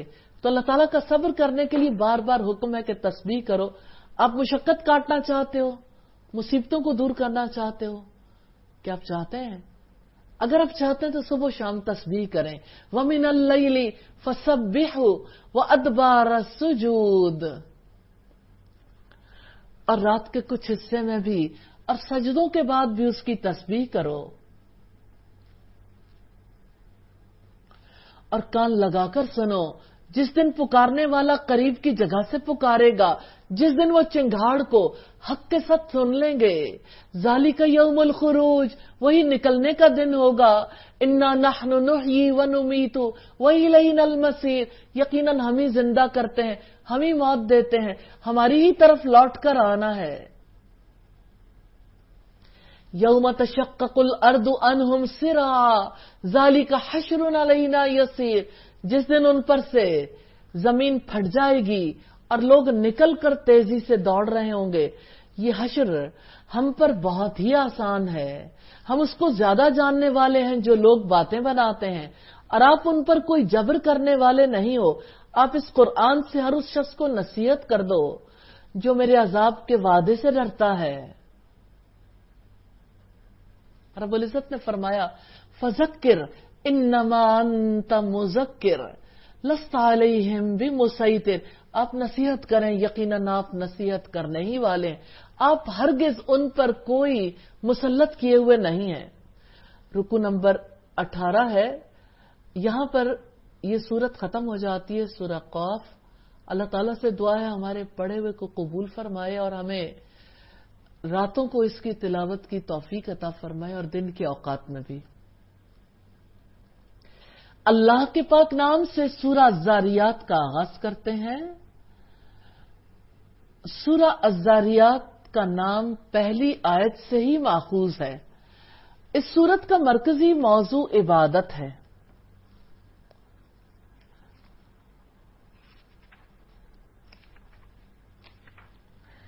سورہ الذاریات مکی سورت ہے، مصحف میں ترتیب کے اعتبار سے اس کا نمبر 51 ہے اور نزولی ترتیب کے اعتبار سے 67، 3 رکوع 60 آیات پر مشتمل سورت ہے. بسم اللہ الرحمن الرحیم، اللہ تعالیٰ کے نام سے جو وسیع رحمت والا نہایت رحم والا ہے. قسم ہے ان ہواؤں کی جو اڑا کر بکھیرنے والی ہیں. والذاریات ذروا، قسم ہے ان ہواؤں کی جو اڑا کر بکھیرنے والی ہیں. فالحاملات وقرا، پھر بڑے بوجھ کو اٹھانے والی ہیں. فالجاریات یسرا، پھر جو آسانی سے چلنے والی ہیں، یعنی کشتیاں جو پانی کے اوپر چلتی ہیں. فالمقسمات امرا، پھر بڑے کام بارش کو تقسیم کرنے والی ہیں. فرشتے کائنات کے کاموں کو تقسیم کر لیتے ہیں، کوئی ہوا کا، کوئی رحمت کا، کوئی بارش کا، کوئی عذاب کا، کوئی موت کا، کوئی حادثات کا فرشتہ ہے. انما توعدون لصادق، تم سے جو وعدہ کیا جاتا ہے وہ بلا شبہ سچا ہے. وَإِنَّ الدِّينَ لَوَاقِعٌ، اور بلا شبہ جزا واقع ہونے والی ہے. جزا اس نے دینی ہے، انصاف اس رب نے کرنا ہے جو انصاف کے ساتھ ہواؤں کو چلاتا ہے، بادلوں کو پانیوں سمیت اٹھاتا ہے، کشتیوں کو چلاتا ہے. جو رب دنیا میں انصاف کرتا ہے وہ آخرت میں بھی انصاف کرے گا. وَالسَّمَاءِ ذَاتِ الْحُبُقِ، آسمان کی قسم جو راستوں والا ہے. اِنَّكُمْ لَفِي قَوْلٍ مُخْتَلِفٍ، بلا شبہ تم یقیناً مختلف باتوں میں پڑے ہوئے ہو. اہل مکہ کہتے تھے، کوئی شاعر کہتا، کوئی جادوگر کہتا، کوئی کاہن کہتا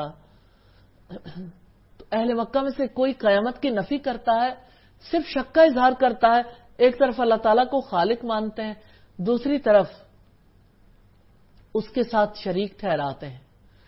یؤفک عنہ من افک، اس قیامت سے وہی بہکایا جاتا ہے جو پہلے بہکایا گیا. قتل الخراسون، مارے گئے بے دلیل بات کرنے والے.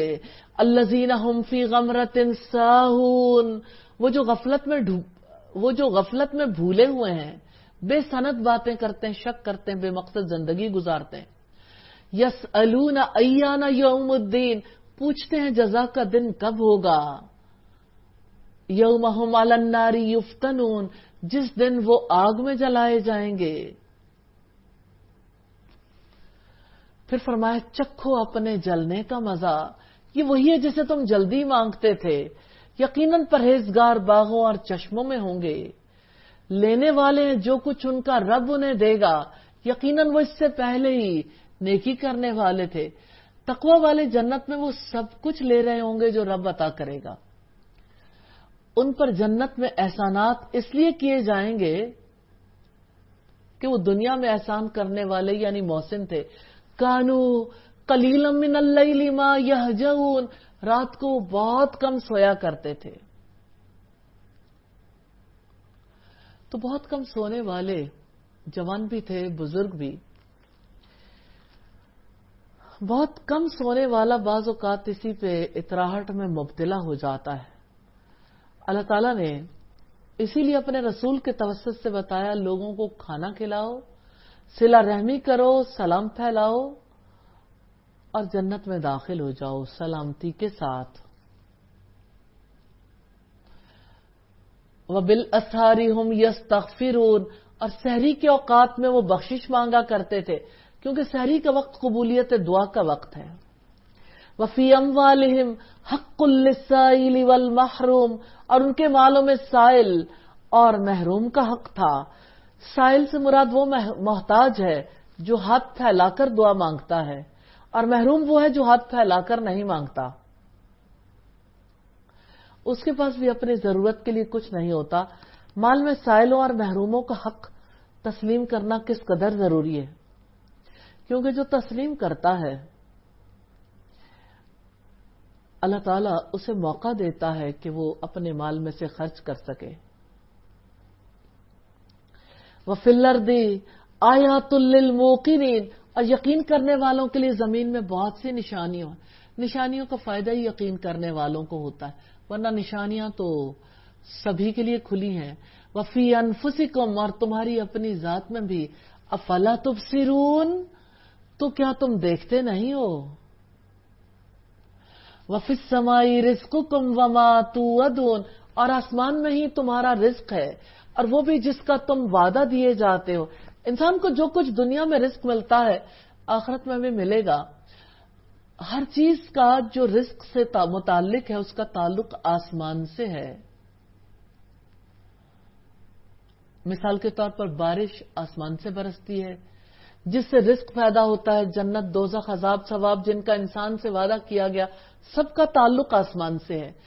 فَوَرَبِّ السَّمَاءِ وَالْأَرْضِ إِنَّهُ لَحَقٌّ مِثْلَ مَا أَنَّكُمْ تَنطِقُونَ، چنانچہ قسم ہے آسمانوں اور زمین کے رب کی، بالکل حق ہے اس طرح کہ یقیناً تم باتیں کرتے ہو. رب العزت نے قرآن مجید کو اس کی سچائی کو ثابت کرنے کے لیے آسمان اور زمین کی قسم کھائی ہے. آخری آیات ہے هَلْ أَتَاكَ حَدِيثُ ضَيْفِ إِبْرَاهِيمَ الْمُكْرَمِينَ، کیا آپ کو ابراہیم کے معزز مہمانوں کی خبر پہنچی ہے؟ جب وہ اس کے پاس داخل ہوئے تو انہوں نے سلام کہا، اس نے بھی سلام کہا. کچھ اجنبی لوگ ہیں. فراغ إِلَىٰ أَهْلِهِ فَجَاءَ بِعِجْلٍ سَمِينٍ، پس وہ چپکے سے اپنے گھر والوں کی طرف گیا، وہ ایک موٹا تازہ بھنا ہوا بچڑا لے آیا. اس سے ابراہیم علیہ السلام کی شخصیت کے بارے میں پتہ چلتا ہے بے حد مہمان نواز تھے. نبی صلی اللہ علیہ وسلم نے فرمایا من کان یؤمن باللہ والیوم الآخر، جو اللہ اور اس کی آخرت کے دن پر یقین رکھتا ہے، فلیکرم ضیفہ، اس پر لازم اپنے مہمان کی عزت کرے. فقربہ الیہم قال الا تاکلون، پھر اسے ان کے قریب کیا، اس نے کہا کہ آپ کھاتے نہیں. یہ بات سیدنا ابراہیم علیہ السلام نے اس وقت کہی جب دیکھا کھانا سامنے ہے لیکن مہمان کھانے کی طرف ہاتھ نہیں بڑھاتے. فَأَوْجَسَ مِنْهُمْ خِیفَةً، تو اس نے ان سے دل میں خوف محسوس کیا.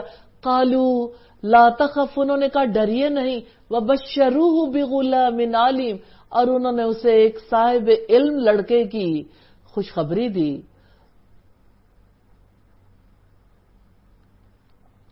قَالُوا كَذَلِكِ قَالَ رَبُّكِ، انہوں نے کہا ایسے ہی آپ کے رب نے کہا ہے.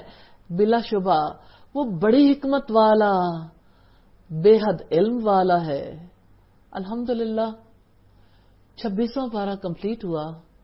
اللہ تعالیٰ سے دعا ہے ہماری غلطیوں خطاؤں کو معاف کرے اور ہماری اس ٹوٹی پھوٹی کوشش کو قبول فرما لے. اللہ تعالیٰ ہمیں اس قرآن کا سچا تعلق نصیب کرے، موت کے وقت تک ہم قرآن کے قریب ہو، قرآن ہمارے قریب ہو.